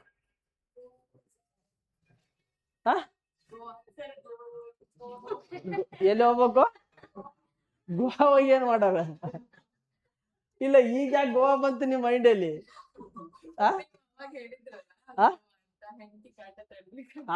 ಅದಕ್ಕ ಅದು ಇವರಿಬ್ಬರು ಕಾಟ ತಳ್ಳಾರ್ದ ಫೋನ್ ಸ್ವಿಚ್ ಆಫ್ ಮಾಡ್ಕೊಂಡು ಗೋವಾ ಬೀಚಲ್ಲಿ ಕೂಡ್ಬೇಕಾಗತ್ತೆ. ಓಕೆ, ಇರ್ಲಿ. ಸೊ ಹಾಗಾಗಿ ನಮಗೆ ನಮ್ಮ ಭಾರತೀಯ ಸಂಪ್ರದಾಯ ಪ್ರಕಾರ ನಮಗೆ ಹೆಣ್ಮಕ್ಳಿಗೆ ಭಾರತದ ಮಾತೆ, ಭಾರತದ ಒಂದು ಇದಕ್ಕೆ ನಾವು ಹೋಲಿಕೆ ಮಾಡ್ತೀವಿ. ಹಾಗಾಗಿ ಗೌರವ ಕೊಡ್ಬೇಕು. ಹಾಗಾದ್ರೆ ಇಲ್ಲಿ ಬಿಹಾರದ ಕಣ್ಣೀರಿನ ನದಿ ಅಂತ ಕರೀತಾರೆ. ಕಣ್ಣೀರಿನ ನದಿ ಇಂಗ್ಲಿಷ್ದಾಗ ಏನ್ ಕರೀತಾರೆ? ಸ್ರೋಹ್ ಆಫ್ ಬಿಹಾರ್. ಹಾಗಾದ್ರೆ ಕಣ್ಣೀರಿನ ನದಿ ಅಂತಂತಲ್ಲ, ಬಿಹಾರದ ಕಣ್ಣೀರ್ ನದಿ ಇದಲ್ಲ. ಈ ಬಿಹಾರದ ಕಣ್ಣೀರ್ ನದಿ ಯಾಕೆ ಕರೀತಾರಂದ್ರೆ, ಆ ನದಿಗಳಿಂದ ಪದೇ ಪದೇ ಏನಾಗತ್ತಂದ್ರೆ ಪ್ರವಾಹಗಳು ಉಂಟಾಗುತ್ತೆ. ಆವಾಗಾಗಿ ಅದು ಬಿಹಾರದ ಕಣ್ಣೀರ್ ನದಿ ಅಂತ ಕರಿತೀವಿ. ಎಕ್ಸಾಂಪಲ್ ಆಗಿ ಕೋಸಿ ನದಿ, ಗಂಗಾ ನದಿ ಉಪನದಿ ಕೋಸಿ. ಹೌದಾ? ಬಿಹಾರದ ಕಣ್ಣೀರ್ ನದಿ ಕೋಸಿ. ಪಶ್ಚಿಮ ಬಂಗಾಳದ ಕಣ್ಣೀರ್ ನದಿ ದಾಮೋದರ್. ಹೌದಾ? ದಾಮೋದರ್. ಬಿಹಾರ ನದಿ ಕೋಸಿ, ಪಶ್ಚಿಮ ಬಂಗಾಳ ಕಣ್ಣೀರ್ ನದಿ. ಹಾಗಾದ್ರೆ ಮತ್ತೆ ಯಾವ ಇದಾವ ಕಣ್ಣೀರ್ ನದಿ? ಒಡಿಶಾದ ಕಣ್ಣೀರ್ ನದಿ ಯಾವ್ಯಾವ ಇದಾವ ನೋಡ್ರಿ, 3-4 ಅದಾವ ಅಷ್ಟೇ.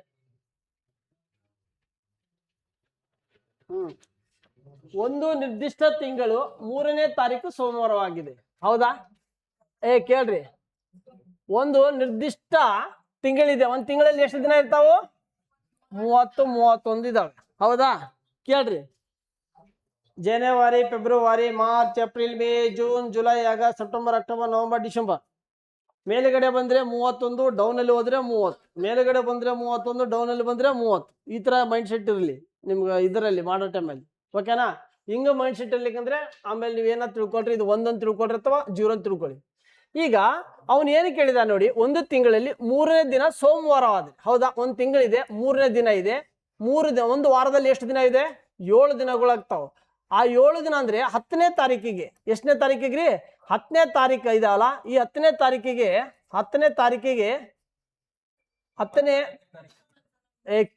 ಕೇಳ್ರು 10ನೇ ತಾರೀಕಿಗೆ ಏನಾಗಿತ್ತಂದ್ರೆ ಸೋಮವಾರ ಆಗಿದೆ. ಎಷ್ಟಾಗಿದೆ? 10ನೇ ತಾರೀಕಿಗೆ ಸೋಮವಾರ ಅಂದ್ರೆ 3ನೇ ದಿನವು ಸೋಮವಾರ ಅದು ಆಗಿತ್ತು ಅಂತ ಅಂದ್ರೆ ಒಂದು ವಾರದಲ್ಲಿ ಎಷ್ಟು ದಿನಗಳಿದ್ದಾವ್ರಿ? 7 ದಿನಗಳು ಅಂದ್ರೆ 3ನೇ ತಾರೀಕು ಅಂತ ಕೇಳಿದ ನಾವು. ಅವಾಗ ಸೋಮವಾರ ಅಂತ ಅವನೇ ಕೊಟ್ಟಿದ್ದಾನೆ. ಈಗ ನನಗೆ ಬೇಕಾಗಿದ್ದು 24 ದಿನಕ್ಕೆ ಯಾವ ವಾರ ಬರುತ್ತೆ ಅಂತ ಹೇಳಿದ್ದಾನೆ. ಹಾಗಾದ್ರೆ ಈಗ 10ನೇ ತಾರೀಕಿಗೆ 7 ವಾರ ಆಗಿದೆ ಅಂದ್ರೆ ಎಕ್ಸಾಂಪಲ್ ಆಗಿ ಈಗ 10ಕ್ಕೆ 7 ದಿನ ಸೇರಿಸಿ 17ನೇ ತಾರೀಕಿಗೆ ಮತ್ತು ಸೋಮವಾರ ಆಗತ್ತೆ. ಹೌದಲ್ರಿ? ಮತ್ತು ಸೋಮವಾರ ಆಗತ್ತೆ. ಹಾಗಾದ್ರೆ 17ಕ್ಕೆ ಮತ್ತು 7 ದಿನ ಸೇರಿಸಿ ಎಷ್ಟಾಗತ್ತೆ? 24 ದಿನ. ಅದೇ ಸೋಮವಾರ ಆಗತ್ತೆ. This is answer. ನೋಡಿ, ಆಡ್ಸೋದೊಂದು ಮೆಥಡ್. ಹೌದಲ್ರಿ? ಔಟ್ ಆಫ್ ಔಟ್ ಮಾಡ್ಕೊಳಕ ಮೆಟ್ಲ ಬಿಟ್ಟಿವಿ ಆದ್ರ ಸ್ವಲ್ಪ ಈಗ ಬಿಟ್ಟಿದೀವಿ ಓದೋದು ಮಾಡೋದೆಲ್ಲ. ನೆಕ್ಸ್ಟ್ ಪಂಚವಾರ್ಷಿಕ ಯೋಜನೆ. ಯಾವ ಯೋಜನೆ ರೀ? ಪಂಚವಾರ್ಷಿಕ ಯೋಜನೆ. ಹಾಗಾದ್ರೆ ಇದು ಪಂಚವಾರ್ಷಿಕ ಯೋಜನೆ ಬಗ್ಗೆ ಕ್ವಶನ್ಸ್ಗಳು ಕೇಳಿದ್ದಾನೆ, ಬಹಳ ಇಂಪಾರ್ಟೆಂಟು. ಇಲ್ಲಿ ಯಾವ ಪಂಚವಾರ್ಷಿಕ ಯೋಜನೆ ಮಹಾಲನೋಬಿಸ್ ಅವರ ಮಾದರಿಯಲ್ಲಿ ತರಲಾಯಿತು ಅಂತ ಕೇಳಿದ್ದಾರೆ. ಹಾಗಾದ್ರೆ ನಿಮಗೆ ಗೊತ್ತಿರಬೇಕು, 1928ರಲ್ಲಿ ಮೊದಲ ಈ ಯೋಜನೆಯನ್ನು ಯಾವ ದೇಶದಲ್ಲಿತ್ತು? ರಷ್ಯಾ ದೇಶದಲ್ಲಿತ್ತು. ಅಲ್ಲಿ ರಷ್ಯಾ ದೇಶದ ಜೋಸೆಫ್ ಸ್ಟಾಲಿನ್, ಯಾರ್ರೀ? ಜೋಸೆಫ್ ಸ್ಟಾಲಿನ್ ಅವರು ಈ ಒಂದು ಯೋಜನೆಯನ್ನು ಮೊದಲು ಅಳವಡಿಸಿಕೊಂಡಿದ್ರು. ಯೋಜನೆ ಈ ತರ 5 ವರ್ಷಕ್ಕೊಮ್ಮೆ. ಅದನ್ನು ನೋಡಿ ಜವಾಹರ್ಲಾಲ್ ನೆಹರೂಜಿ ಅವರು ನಮ್ಮ ದೇಶಕ್ಕೆ ಅಳವಡಿಸಿಕೊಂಡು ಯೋಜನಾ ಆಯೋಗವನ್ನು ಸ್ಥಾಪನೆ ಮಾಡಿದ್ರು. ಏನಂತ ಮಾಡಿದ್ರಿ? ಯೋಜನಾ ಆಯೋಗವನ್ನು ಸ್ಥಾಪನೆ ಮಾಡಿದ್ರು. ಯೋಜನಾ ಆಯೋಗವನ್ನು 1950 ಮಾರ್ಚ್ 15ನೇ ತಾರೀಕು ದಿನ ಜಾರಿಗೆ ಬಂತು. ಏನ್ ಜಾರಿಗೆ ಬಂತ್ರಿ? ಈ ಆಯೋಗ, ಯೋಜನಾ ಆಯೋಗ ಜಾರಿಗೆ ಬಂತು. ಈ ಯೋಜನಾ ಆಯೋಗದ ಆಧಾರದ ಮೇಲೆ ಪ್ರತಿ 5 ವರ್ಷಕ್ಕೊಮ್ಮೆ ಪಂಚವಾರ್ಷಿಕ ಯೋಜನೆಯನ್ನು ಜಾರಿಗೆ ತಂದರು. ಯಾವ ಯೋಜನೆ ಜಾರಿಗೆ ತಂದರಿ? ಪಂಚವಾರ್ಷಿಕ ಯೋಜನೆ ಜಾರಿಗೆ ತಂದರು. ಹಾಗಾದ್ರೆ ಯೋಜನಾ ಆಯೋಗ ಪ್ರಾರಂಭ 1951ರಲ್ಲಿ. ನಂತರ 1951ರಲ್ಲಿ ಮೊದಲ ಸಾರ್ವತ್ರಿಕ ಚುನಾವಣೆ ಪ್ರಾರಂಭ ಆಗುತ್ತೆ. ಅದು ಆದ ನಂತರ 1961, 62ರಿಂದ 66ವರೆಗೂ ಮೊದಲನೇ ಪಂಚವಾರ್ಷಿಕ ಯೋಜನೆ ಪ್ರಾರಂಭ ಆಗುತ್ತೆ. ಹಾಗಾದ್ರೆ 1951 ಮತ್ತು 56ರಲ್ಲಿ ಮೊದಲನೇ ಪಂಚವಾರ್ಷಿಕ ಯೋಜನೆ, 1956ರಿಂದ 61 ಎರಡನೇ ಪಂಚವಾರ್ಷಿಕ ಯೋಜನೆ, 1961ರಿಂದ 66 ಮೂರನೇ ಪಂಚವಾರ್ಷಿಕ ಯೋಜನೆ, ಆಮೇಲೆ 4ನೇ ಪಂಚವಾರ್ಷಿಕ ಯೋಜನೆ ಇದೆಯಲ್ಲ, 4ನೇ ಪಂಚವಾರ್ಷಿಕ ಯೋಜನೆ ಆಗಲ್ಲ. 1966ರಿಂದ 69ವರೆಗೆ ಉರುಳುವ ಯೋಜನೆ ಆಗುತ್ತೆ. ರಜಾ ಅವಧಿ ಅಂತ ಕರಿತೀವಿ. ಏನಂತ ಕರಿತೀವಿ? ರಜಾ ಅವಧಿ ಅಂತ ಕರಿತೀವಿ. ಉರುಳುವ ಯೋಜನೆ, ಏಷ್ಯನ್ ಡ್ರೀಮ್ಸ್ ಅಂತ ಕರಿ. ಒಂದು ಏನು ಅವನ ಹೆಸರಿದೆ? ಉರುಳುವ ಯೋಜನೆಯನ್ನು ಜಾರಿ ತಂದವರು ಯಾರು? ಮೊರಾರ್ಜಿ ದೇಸಾಯಿ ಅಧಿಕಾರದಲ್ಲಿ ತಂದ್ರು. ಉರುಳುವ ಯೋಜನೆಯನ್ನು ತಂದವನು ಬೇರೆ ಇರ್ತಾನೆ. ಗುನಾಲ್ ಮಿಡಲ್, ರೈಟ್, ಗುನಾಲ್ ಮಿಡಲ್ ಅವನು ಉರುಳ ಯೋಜನೆ ಪ್ರಸ್ತಾಪಿಸ್ತಾನೆ. ಓಕೆ, ಹಾಗಾದ್ರೆ ಇವು 4 ಯೋಜನೆಗಳು ಇದಾವೆ. 5ನೇ ಯೋಜನೆ ಇದಾವಲ್ಲ, ಈ 5ನೇ ಯೋಜನೆಯನ್ನು ಗರೀಬಿ ಹಟಾವ್ ಅಂದ್ರೆ ಬಡತನ ನಿರ್ಮೂಲನೆ, ಗರೀಬಿ ಹಟಾವ್ ಅನ್ನೋದು ತಂದ್ರು. ಅಂದ್ರೆ ಬಡತನ ನಿರ್ಮೂಲನೆ 1975ರಲ್ಲಿ ಇಂದಿರಾ ಗಾಂಧಿ ಸರ್ಕಾರ ಬಂದಾಗ ಮಾಡಿದ್ರು.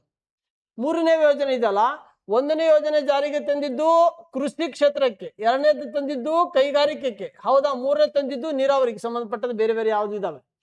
ಹಾಗಾದ್ರೆ ಯಾವ ಮಾದರಿ ಅಂದ್ರೆ ಮಹಾಲನೋಬಿಸ್ ಯಾವ್ದ್ರಿ? ಮಹಾಲನೋಬಿಸ್ ಮಾದರಿ ಅಂದ್ರೆ 2ನೇ ಪಂಚವಾರ್ಷಿಕ ಯೋಜನೆ ಆಧಾರದ ಮೇಲೆ. ಯಾವುದು? 2ನೆಯ ಪಂಚವಾರ್ಷಿಕ ಯೋಜನೆ ಆಧಾರದ ಮೇಲೆ ಈ ಯೋಜನೆಯನ್ನು ಜಾರಿಗೆ ತರಲಾಗಿದ್ದು. ನೋಡಿ, ಈಗ ಹಾಗಾದ್ರೆ ಮೊದಲನೇ ಪಂಚವಾರ್ಷಿಕ ಯೋಜನೆ ಯಾವ ಆಧಾರದ ಮೇಲೆ ಜಾರಿಗೆ ತಂದಿವು ಅಂತ ಕೇಳ್ತಾರೆ. ಯಾವುದು? ಹೆರಾಲ್ಡೋ ಡೋಮರ್. ಹೌದಾ? ಯಾರಂದ್ರೆ ಹೆರಾಲ್ಡೋ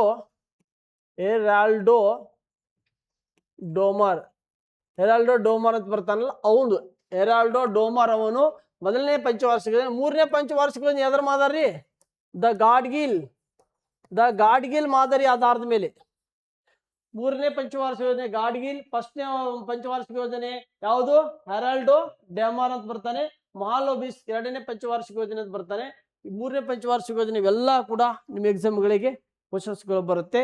ಇವೆಲ್ಲಾ ಯೋಜನೆಗಳನ್ನು ಏನ್ ಮಾಡಿದವು? 12 ಪಂಚವಾರ್ಷಿಕ ಯೋಜನೆಗಳನ್ನು ರದ್ದು ಮಾಡಿ 2015ರಲ್ಲಿ ಜನವರಿ 1ಕ್ಕೆ ಏನು ಬಂತು? ನೀತಿ ಅಂತೂ ಒಂದು ಆಯೋಗ ಬಂತ. ನೀತಿ ಅಂದ್ರೆ ಏನು? National transforming institute of India.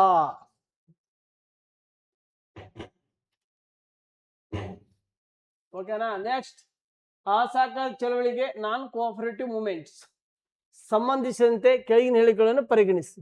ಹೌದಾ, ಅದು ಸರಿಯಾದನ್ನು ಆಯ್ಕೆ ಮಾಡಿರಿ, ಆರಿಸಿ ಆಯ್ಕೆ ಮಾಡಿರಿ. ಓಕೆನಾ. ಹಾಗಾದ್ರೆ ಹೇಳಿಕೆ 1 ಕೊಟ್ಟಿದ್ದಾನೆ, ಹೇಳಿಕೆ 2 ಕೊಟ್ಟಿದ್ದಾನೆ. ಸರಿ ಇದೆಯೋ ಹೆಂಗೋ ನೋಡೋಣವಾ. ಹೇಳಿಕೆ 1 ರೌಲತ್ ಕಾಯ್ದೆ 1919ರಲ್ಲಿ ರೌಲತ್ ಆಕ್ಟ್ ಆಗುತ್ತೆ. ಈ ಜಲಿಯನ್ ವಾಲ್ಬಾಗ್ ಆಗುತ್ತೆ 1919ರಲ್ಲಿ ಏಪ್ರಿಲ್ 13. ಈ ಹತ್ಯಾಕಾಂಡ ಮತ್ತು ಖಿಲಾಫತ್ ಅನ್ಯಾಯದ ವಿರುದ್ಧ ಪ್ರತಿಭಟನೆ ಮಹಾತ್ಮ ಗಾಂಧೀಜಿಯವರು 1920ರ ಅಧಿಕೃತವಾಗಿ ಚಳುವಳಿಯನ್ನು ಆರಂಭಿಸಿದರು. ರೈಟ್. ಖಿಲಾಫತ್ ಮೂವ್ಮೆಂಟ್ 1919ರಲ್ಲಿ ಆಗುತ್ತೆ. ಗಾಂಧೀಜಿಯವರು ಅವೆಲ್ಲ ಘಟನೆಗಳು ಮಾಡಿ ಅಸಹಕಾರ ಚಳುವಳಿ 1920ರಲ್ಲಿ ಕೈಗೊಂಡ್ರು. ಹೌದಾ. ಇಲ್ಲಿ ನೋಡ್ರಿ, ಇಲ್ಲಿ 1920ರಲ್ಲಿ ಏನ್ ಮಾಡಿದ್ರು, ಇದಕ್ಕೆ ಕೈಗೊಂಡ್ರು. ನೆಕ್ಸ್ಟ್ ಹೇಳಿಕೆ 2, ಇಲ್ಲಿ ಗೋರಖ್ಪುರ್ ಜಿಲ್ಲೆಯಲ್ಲಿ ಏನಾಗುತ್ತಾ, ಚೌರಿ ಚೌರಾದಲ್ಲಿ ನಡೆದ ಹಿಂಸಾತ್ಮಕ ಸಂಘರ್ಷದ ನಂತರ ಗಾಂಧೀಜಿಯವರು 1922 ಫೆಬ್ರವರಿ 5ನೇ ತಾರೀಕಿನಿಂದ ಏನಾಗುತ್ತೆ, ಇದಕ್ಕೆ ಸ್ಥಗಿತಗೊಳಿಸಿದ್ರು. ಅಸಹಕಾರ ಮಾಡಿದ್ದು ಏನ್ ಮಾಡಿದ್ರು, ರದ್ದು ಮಾಡಿದ್ರು. 2 ಸ್ಟೇಟ್ಮೆಂಟ್ಗಳು ಸರಿ ಇದೆ. This is right. ಇಂಥದಕ್ಕೆಲ್ಲ ಆನ್ಸರ್ ಮಾಡ್ಬೇಕು. 2 ಸ್ಟೇಟ್ಮೆಂಟ್ಗಳು ಏನದಾವ್ರಿ, ಸರಿ ಇದೆ. 2 ಸ್ಟೇಟ್ಮೆಂಟ್ ಸರಿ ಇದೆ. ಇಲ್ಲಿ ಬನ್ನಿ, 5 ಜನ ಪೊಲೀಸ್ ತರಬೇತಿದಾರರಿದ್ದಾರೆ. ಎಷ್ಟು ಜನ ಇದ್ದಾರೆ? 5 ಜನ ಪೊಲೀಸ್ ಸರ್ವಿಸ್ ಇದ್ದಾರೆ. ಎ ಇದ್ದಾರೆ, ಬಿ ಇದ್ದಾರೆ, ಸಿ ಇದ್ದಾರೆ, ಡಿ ಇದ್ದಾರೆ, ಇ ಇದ್ದಾರೆ. ಎಷ್ಟು ಜನ ಇದ್ದಾರೆ? 5 ಜನ ಇದ್ದಾರೆ. 5 ಜನ ಇದ್ದಾರೆ. ಹೌದಾ, 5 ಜನ ಇದ್ದಾರೆ. ಇವರೆಲ್ಲ ಉತ್ತರ ಮುಖಕ್ಕೆ ಮುಖವಾಗಿ ಕೂತಿದ್ದಾರೆ. ಯಾವುದಕ್ರಿ? ಉತ್ತರಕ್ಕೆ ಮುಖ ಮಾಡಿ ಕೂತಿದ್ದಾರೆ. ಹೌದಾ. ಸೊ ಇವೆಲ್ಲ ಏನ್ ಮಾಡಿದ್ದಾರೆ, ಉತ್ತರಕ್ಕೆ ಮುಖ ಮಾಡಿ ಕೂತಿದ್ದಾರೆ. ಉತ್ತರ ದಿಕ್ಕಿಗೆ ಏನ್ ಮಾಡಿದ್ದಾರೆ, ಮುಖ ಮಾಡಿ ಕೂತಿದ್ದಾರೆ. ಓಕೆ, ಉತ್ತರ ದಿಕ್ಕಿಗೆ ಮುಖ ಮಾಡಿ ಕೂತಿದ್ದಾರೆ. ಹಾಗಾದ್ರೆ ಒಂದೇ ನೇರ ಸಾಲಿನಲ್ಲಿ ಕುಳಿತಿದ್ದಾರೆ. ಹೌದಾ, ಒಂದೇ ಸಾಲಿನಲ್ಲಿ ಕುಳಿತಿದ್ದಾರೆ ಅನ್ನೋ ಸ್ಟೇಟ್ಮೆಂಟ್ ಇದೆ. ಈಗ ಸ್ಟೇಟ್ಮೆಂಟ್ 1 ನೋಡಿ, ಇಲ್ಲಿ ನೋಡಿ, ಎ ವ್ಯಕ್ತಿ ಬಿ ಯ ಪಕ್ಕದಲ್ಲಿದ್ದಾನೆ. ಹೌದಾ, ಎ ವ್ಯಕ್ತಿ ಏನಿದ್ದಾನೆ, ಬಿ ಯ ಪಕ್ಕದಲ್ಲಿದ್ದಾನೆ. ಓಕೆ, ಎ ವ್ಯಕ್ತಿ ಬಿ ಯ ಪಕ್ಕದಲ್ಲಿದ್ದಾನೆ. ನೋಡೋಣ ಮುಂದೆ ಏನೇನಾಗುತ್ತೆ ನೋಡ. ಅಥವಾ ಎ ವ್ಯಕ್ತಿ ಬಿ ಯ ಪಕ್ಕದಲ್ಲಿ, ಬಿ ಇಲ್ಲಿನ ಬರ್ಬೋದು, ಬಿ ಇಲ್ಲಿನ ಹೋಗ್ಬೋದು. ನೋಡೋಣ. ನೆಕ್ಸ್ಟ್, ಸಿ ವ್ಯಕ್ತಿಯು ಡಿ ಯ ಪಕ್ಕದಲ್ಲಿ ಕೂತಿದ್ದಾನೆ. ಹೌದಾ, ಸಿ ವ್ಯಕ್ತಿಯು ಡಿ ಯ ಪಕ್ಕದಲ್ಲಿ, ಸಿ ವ್ಯಕ್ತಿ ಇದ್ದಾನಲ್ಲ, ಡಿ ಇಲ್ಲಿನ ಬರ್ಬೋದು, ಡಿ ಇಲ್ಲಿನ ಬರ್ಬೋದು. ದಿಸ್ ಇಸ್ ನೋಡಿ, ಸಿ ಪಕ್ಕದಲ್ಲಿ ಕೂತಾನೆ. ಆದ್ರೆ ಬಲ ಎಡ ಅಂತಂದಿಲ್ಲ, ಅವ ಪಕ್ಕದಲ್ಲಿ ಕೂತಿದ್ದಾನೆ. ಸಿ ವ್ಯಕ್ತಿ ಬಿ ಪಕ್ಕದಲ್ಲಿ ಕೂತಿದ್ದಾನೆ ಮತ್ತು ಈ ತುತ್ತ ತುದಿಯ ಎಡಭಾಗದಲ್ಲಿ ಕೂತಿದ್ದಾನೆ. ಅಂದ್ರೆ ಇವಿ ತುತ್ತ ತುದಿ ಎಡಭಾಗ ಅಂದ್ರೆ ಇದು ಎಡಭಾಗ. ಈ ಎಡಭಾಗಕ್ಕೆ ಆಲ್ರೆಡಿ ಇದು ಕನ್ಫರ್ಮೇಶನ್ ಬಂತು, ಇದು ಕನ್ಫರ್ಮೇಶನ್ ಬಂದಿದೆ.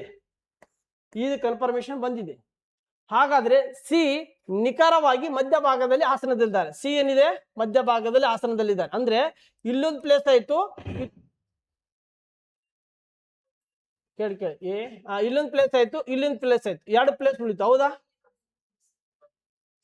ಸಿ ಕೇಳಿ 2 ಪ್ಲೇಸ್ ಆಯ್ತು ಮಧ್ಯದಲ್ಲಿ ಅಂತಂದಾಗ ಇದೊಂದು ಮೂಲೆಸ್. ಓಕೆ, ಮಧ್ಯದಲ್ಲಿ ಸಿದ್ ಕನ್ಫರ್ಮೇಶನ್ ಗೊತ್ತಿದೆ, ಈದ್ ಕನ್ಫರ್ಮೇಶನ್ ಗೊತ್ತಾಯ್ತು. ಇನ್ನ 3ದು ಕನ್ಫರ್ಮೇಶನ್ ಗೊತ್ತಿಲ್ಲ. ಸ್ಟೇಟ್ಮೆಂಟ್ ಓದೋಣ. ಈ ಪಕ್ಕದಲ್ಲಿ ಕುಳಿತವರು ಯಾರು ಅಂತ ಕೇಳಿದ್ದಾರೆ. ಈ ಪಕ್ಕದಲ್ಲಿ ಕೂತವ್ರು, ಇಲ್ಲಿ ಈ ಪಕ್ಕದಲ್ಲಿ ಯಾರು ಕೂತಾರಂತ ನಮ್ಗೆ ಕನ್ಫರ್ಮೇಶನ್ ಇಲ್ಲ. ಹೌದಾ, ಹೀಗಾಗಿ ಈ ಕ್ವಶನ್ಸ್ಗಳಲ್ಲಿ ಸ್ವಲ್ಪ ಏನಪ್ಪಾ ಅಂತಂದಾಗ, ಈಗ ಈ ಪಕ್ಕದಲ್ಲಿ ಎ ತಗೊಳಕ್ಕಾಗಲ್ಲ, ಡಿ ತಗೊಳಕ್ಕಾಗಲ್ಲ. ಸೊ ಡಿ ತಗೋಬಹುದಾ? ಕೇಳಿಲಿ, ಸಿ ಮತ್ತು ಡಿ. ಹೌದಾ, ಸಿ ನೋಡಿ, ಸಿ ವ್ಯಕ್ತಿಯು ಡಿ ಯ ಪಕ್ಕದಲ್ಲಿ ಕುಳಿತಿದ್ದಾನೆ. ಹೌದಾ, ಡಿ ಅಲ್ಲಿ ಇಲ್ಲಿ ಕೂತಿದ್ದಾನ ಅಥವಾ ಇಲ್ಲಿ ಕೂತಿದ್ದಾನ? ನೋಡೋಣ, ಎಲ್ಲಿ ಕೂತಿದ್ದಾನ ನೋಡೋಣ. ಈಗ ಡಿ ಪಕ್ಕದಲ್ಲಿ ಕೂತಾನೆ, ಆದ್ರೆ ಈ ತುದಿಯಲ್ಲಿ ಇದ್ದಾನೆ. ಓಕೆನಾ. ಹಾಗಾದ್ರೆ ಇಲ್ಲಿ ಬಂದವರು ಯಾರು? ಕೇಳಿ ಇಲ್ಲಿ ಬಿ ಬಡದು. ಹೌದಾ, ಸರಿಯಾಗಿದ್ದು ಬಿ ಕೂತು ಬಿಡುತ್ತೆ. ಹಾಗಾಗಿ ಇಲ್ಲಿ ಏನ್ ಕೇಳಿದಾನೆ, ಈ ಪಕ್ಕದಲ್ಲಿ ಕುಳಿತವ್ರು ಯಾರು ಅಂತ. ಈ ಪಕ್ಕದಲ್ಲಿ ಯಾರಿದ್ದಾರೆ? ಡಿ ಸರಿಯಾದದ್ದು ಆನ್ಸರ್.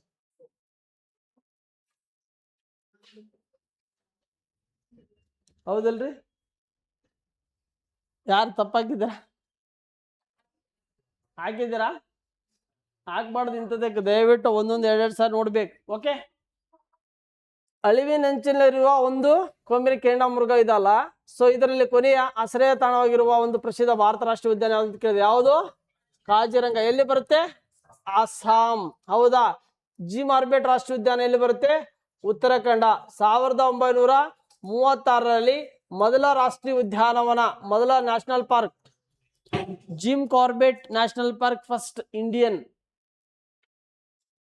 ಹೌದಿಲ್ಲಕ್ಕ? ಅದಕ್ಕೆ ಹೇವಿ ನ್ಯಾಷನಲ್ ಪಾರ್ಕ್ ಅಂತ ಕರಿತಿದ್ರು ಮೊದಲು. Hailey national park. Next Gir ರಾಷ್ಟ್ರೀಯ ಉದ್ಯಾನವನ ಇದೆ ಅಲ್ಲ, ಇದು ಬರುವುದು ಗುಜರಾತ್ ರಾಜ್ಯದಲ್ಲಿ. ಎಲ್ಲಿ? ಗುಜರಾತ್. ಎದಕ್ಕೆ ಫೇಮಸ್ ಇದು? ಸಿಂಹಗಳಿಗೆ ಫೇಮಸ್. ಸುಂದರ್ಬನ್ಸ್ ರಾಷ್ಟ್ರೀಯ ಉದ್ಯಾನ ಎಲ್ಲಿದೆ? ಪಶ್ಚಿಮ ಬಂಗಾಳ. ಸುಂದರ್ಬನ್ಸ್ ರಾಷ್ಟ್ರೀಯ ಉದ್ಯಾನ ಪಶ್ಚಿಮ ಬಂಗಾಳ. ಓಕೆ, ಪಶ್ಚಿಮ ಬಂಗಾಳದಲ್ಲಿ ಇದಕ್ಕೆ ಸಂಬಂಧಪಟ್ಟಂತ ಇದೆ. ಎಕ್ಸಾಮ್ಗಳಲ್ಲಿ ಕೇಳ್ತಾನೆ, ಹುಷಾರಾಗಿ ಮಾಡ್ಬೇಕು.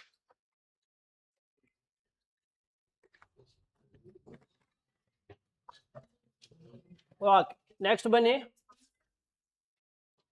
ಆನ್ಸರ್ ಅಕ್ಕ, ಅಕ್ಕ ಆನ್ಸರ್ ಬೇಕಾ? ಕಾಜಿರಂಗ ರಾಷ್ಟ್ರೀಯ ಉದ್ಯಾನವನ. ಕಾಜಿರಂಗ ರಾಷ್ಟ್ರೀಯ ಉದ್ಯಾನವನ.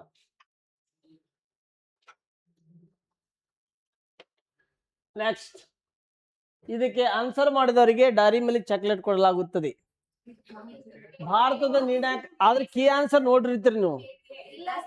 ಯಾವ್ದ ಕೇಟುನಾ? ಎಷ್ಟು ಜನ ಕೇಟು? ಎಲ್ಲಾರು ಕೇಟುನಾ? ಪಕ್ಕ ಕೇಟುನೇ. ಮತ್ ಕೈ ಎತ್ರಿ ಎಲ್ಲಾರ. ಅದಕ್ಕೆ ಎಕ್ಸಾಮ್ ಅನ್ನೋದು. ಏನಂತಾರೆ? ಅದಕ್ಕೆ ಎಕ್ಸಾಮ್ ಅನ್ನೋದು. ಅರ್ಥ ಆಯ್ತಾ? ಅಕ್ಕಂದಿರಿ, ತಾಯಿಂದಿರಿ, ಅಣ್ಣಂದಿರಿ, ತಾತಂದಿರಿ, ಒಂದ್ಸಾರಿ ಕೇಳಿ. ಯಾಕೆ ಗೌರ್ಮೆಂಟ್ ಎಕ್ಸಾಮ್ ಅಂತಾರ ಗೊತ್ತಾ? ನಿಮ್ಮನ್ನು ಹೆಂಗ್ ತೆಗಿಬೇಕು ಅನ್ನೋದು ಟೆಕ್ನಿಕ್. ನಂದು ಕೂಡ ಹಂಗೆ ನಿಮ್ಮ ಟೆಕ್ನಿಕ್. ಹೆಂಗನ್ನು ನಿಮ್ಗೆ ಹೊರಗೆ ಹಾಕ್ಬೇಕು ಅನ್ನೋದು ನನ್ನ ಕೆಲಸ. ಇಷ್ಟಕ್ಕೆ ಇಡೀ ಇನ್ಸ್ಟಿಟ್ಯೂಟ್ ಅಲ್ಲಿರೋ ಎಲ್ಲರೂ ಫೇಲ್. ಒಂದ್ 2-3 ಏನಾದ್ರೂ ಹಾಕಿರ್ಬೋದು ಬೇರೆದ. ಅದು ಕರೆಕ್ಟ್ ಹಾಕ್ಯಾರೋ ಇಲ್ಲ ಯಾರಿಗೂ ಗೊತ್ತು. ಆಲ್ಮೋಸ್ಟ್ ಎಲ್ಲರೂ ರಾಂಗ್. ನಿಮ್ಮನ್ನು ತುಳಿಯಾಕೆ ಈಜಿ ಕ್ವಶನ್ಸ್. ಅದಕ್ಕಾಗಿ ಫಸ್ಟ್ ಏನ್ ಇಟ್ಟಿದ್ದಾನೆ ಅವನು? ಕೇಟು. This is strategy. ನಾ ಹೇಳ್ತಾ ಇರೋದು ಕ್ವಶನ್ ಪೇಪರ್ ಅಲ್ಲಿ ನಿಮ್ಗೆ ನಾನು ಹೇಳಿದ್ದು ಎಕ್ಸ್ಪ್ಲೇನ್ ಅಲ್ಲಿ ಅರ್ಥ ಆಗ್ತದೆ ಅಂತ ಅನಿಸ್ತಿದೆ. ನಾನು ರೆಗ್ಯುಲರ್ ಕ್ಲಾಸ್ ಅಲ್ಲಿ ಕ್ವಶನ್ಸ್ ಅನ್ನು ಹೆಂಗೆ ಹೊಡಿಬೇಕು ಅಂತ ಹೇಳ್ತಾ ಇದ್ದೆ. ಫಸ್ಟ್ ಆಪ್ಷನ್ಸ್ ಯಾಕೆ ಇಟ್ಟಿರ್ತಾನೆ ಅಂತ ಹೇಳ್ತೇವೆ. ಯಾಕಂದ್ರೆ ಎಕ್ಸಾಮ್ ಹಾಲಲ್ಲಿ 90% ಎಲ್ಲ ಕೇಟು ಹಾಕ್ತಾರೆ. ಎಷ್ಟು ಪರ್ಸೆಂಟೇಜ್ ಹಾಕ್ತಾರೆ? 90% ಕೇಟು ಹಾಕ್ತಾರೆ. ಯಾಕೆ ನೋಡಿ, ಭಾರತದ ನಿರ್ಣಯ ಭೌಗೋಳಿಕ ಮತ್ತು ಆಡಳಿತಾತ್ಮಕ ಗಡಿ. ದಿಸ್ ಇಸ್ ಬಹಳ ಇಂಪಾರ್ಟೆಂಟ್. ಒಳಗೆ ಇರುವ ಅತ್ಯಂತ ಎತ್ತರವಾದ ಪರ್ವತ ಶಿಖರ ಯಾವುದು? ಕೇಳ್ರಕ್ಕ ಇಲ್ಲಿ. ಈಗೆಲ್ಲ ಕಾಂಚನಜುಂಗ ಹೇಳ್ತಿರಂತ ನಮ್ಗೆ ಗೊತ್ತಿದೆ. ಕಾಂಚನಜುಂಗ ಹೇಳೋರು ಕೇಳ್ರಿ ಇಲ್ಲಿ. ಓಕೆನಾ? ನೋಡಿ, ಈಗ ಇಲ್ಲಿ ಏನಿದೆ ಅಂತಂದಾಗ ನಿಮ್ಗೆ ಗೊತ್ತಿರಲಿ. ಇಲ್ಲಿ ಏನಿದೆ ಅಂತಂದ್ರೆ, ಈ ಭಾಗದಲ್ಲಿ ಏನಿದೆ ಅಂದ್ರೆ, ಇಲ್ಲಿ ಕೇಟು ಶಿಖರ ಇದೆ. ಏನಿದೆ ಇಲ್ಲಿ? ಕೇಟು ಇದೆ. ಹೌದಾ? ಇಲ್ಲಿ ಏನಿದೆ? ಮೌಂಟೇನ್ಸ್ ಇದೆ. ನಾನು ಆಲ್ರೆಡಿ ಕ್ಲಾಸ್ ಅಲ್ಲಿ ಮಾಡಿದೆ. ಇಲ್ಲೇನಿದೆ? ಕಾಂಚನಜುಂಗ ಇದೆ. ಓಕೆನಾ? ಹಾಗಾದ್ರೆ ಇಲ್ಲಿ ತಿಳ್ಕೊಬೇಕಾದ್ರೆ ನೀವೇನಪ್ಪಾ ಅಂತಂದಾಗ ಕ್ವಶನ್ಸ್ ನೋಡಿ, ಅರ್ಥ ಮಾಡ್ಕೊಳ್ಳಿ. ಈಗ ಇಲ್ಲಿ ಮೌಂಟೇನ್ಸ್ ಇದೆ. ಮೌಂಟ್ ಎವರೆಸ್ಟ್ ಇದೆಯಲ್ಲ, ಈ ಮೌಂಟ್ ಎವರೆಸ್ಟ್ 8848.86 ಸೆಂಟಿಮೀಟರ್ ಮೀಟರ್ ಇದೆಯಲ್ಲ, ಇದು ಭಾರತ, ನೇಪಾಳ ಮತ್ತು ಟಿಬೆಟ್ ಮಧ್ಯದಲ್ಲಿ ಇದೆ. ಅದಕ್ಕೆ ಭಾರತ ಸಂಬಂಧ ಇರಲ್ಲ, ಬಿಟ್ಬಿಡಿ. ಈಗ ಇದು ಭಾರತದಲ್ಲಿದೆ. ಆದ್ರೆ POK, ಪಾಕ್ ಆಕ್ರಮಿತ ಕಾಶ್ಮೀರ ಪ್ರದೇಶ ಆಡಳಿತದಲ್ಲಿದೆ. This is point. ಭಾರತ ದೇಶದ ಅತ್ಯುನ್ನತ ಶಿಖರ. ಓಕೆ, ಯಾಕಂದ್ರೆ 8611 ಮೀಟರ್ ಅಷ್ಟಿದೆ. ಓಕೆ, ಆದರೆ ಇದು POK, ಪಾಕ್ ಆಕ್ರಮಿತ ಕಾಶ್ಮೀರ ಪ್ರದೇಶದ ಆಡಳಿತ ಅಂಡರಲ್ಲಿ ಇರುವುದರಿಂದ ಕ್ವಶನ್ಸ್ ಏನು ಕೇಳಿದ್ದಾರೆ? ನಿರ್ಣಾಯಕ ಭೌಗೋಳಿಕ ಮತ್ತು ಆಡಳಿತಾತ್ಮಕ ಗಡಿಯೊಳಗೆ. ಆದ್ರೆ ಸರ್, ಈಗ ಕಾಂಚನಜುಂಗ ಇದೆ. ಈ ಭಾಗದಲ್ಲಿ ನೇಪಾಳ ಇದೆ, ಈ ಭಾಗದಲ್ಲಿ ಸಿಕ್ಕಿಂ ಇದೆ.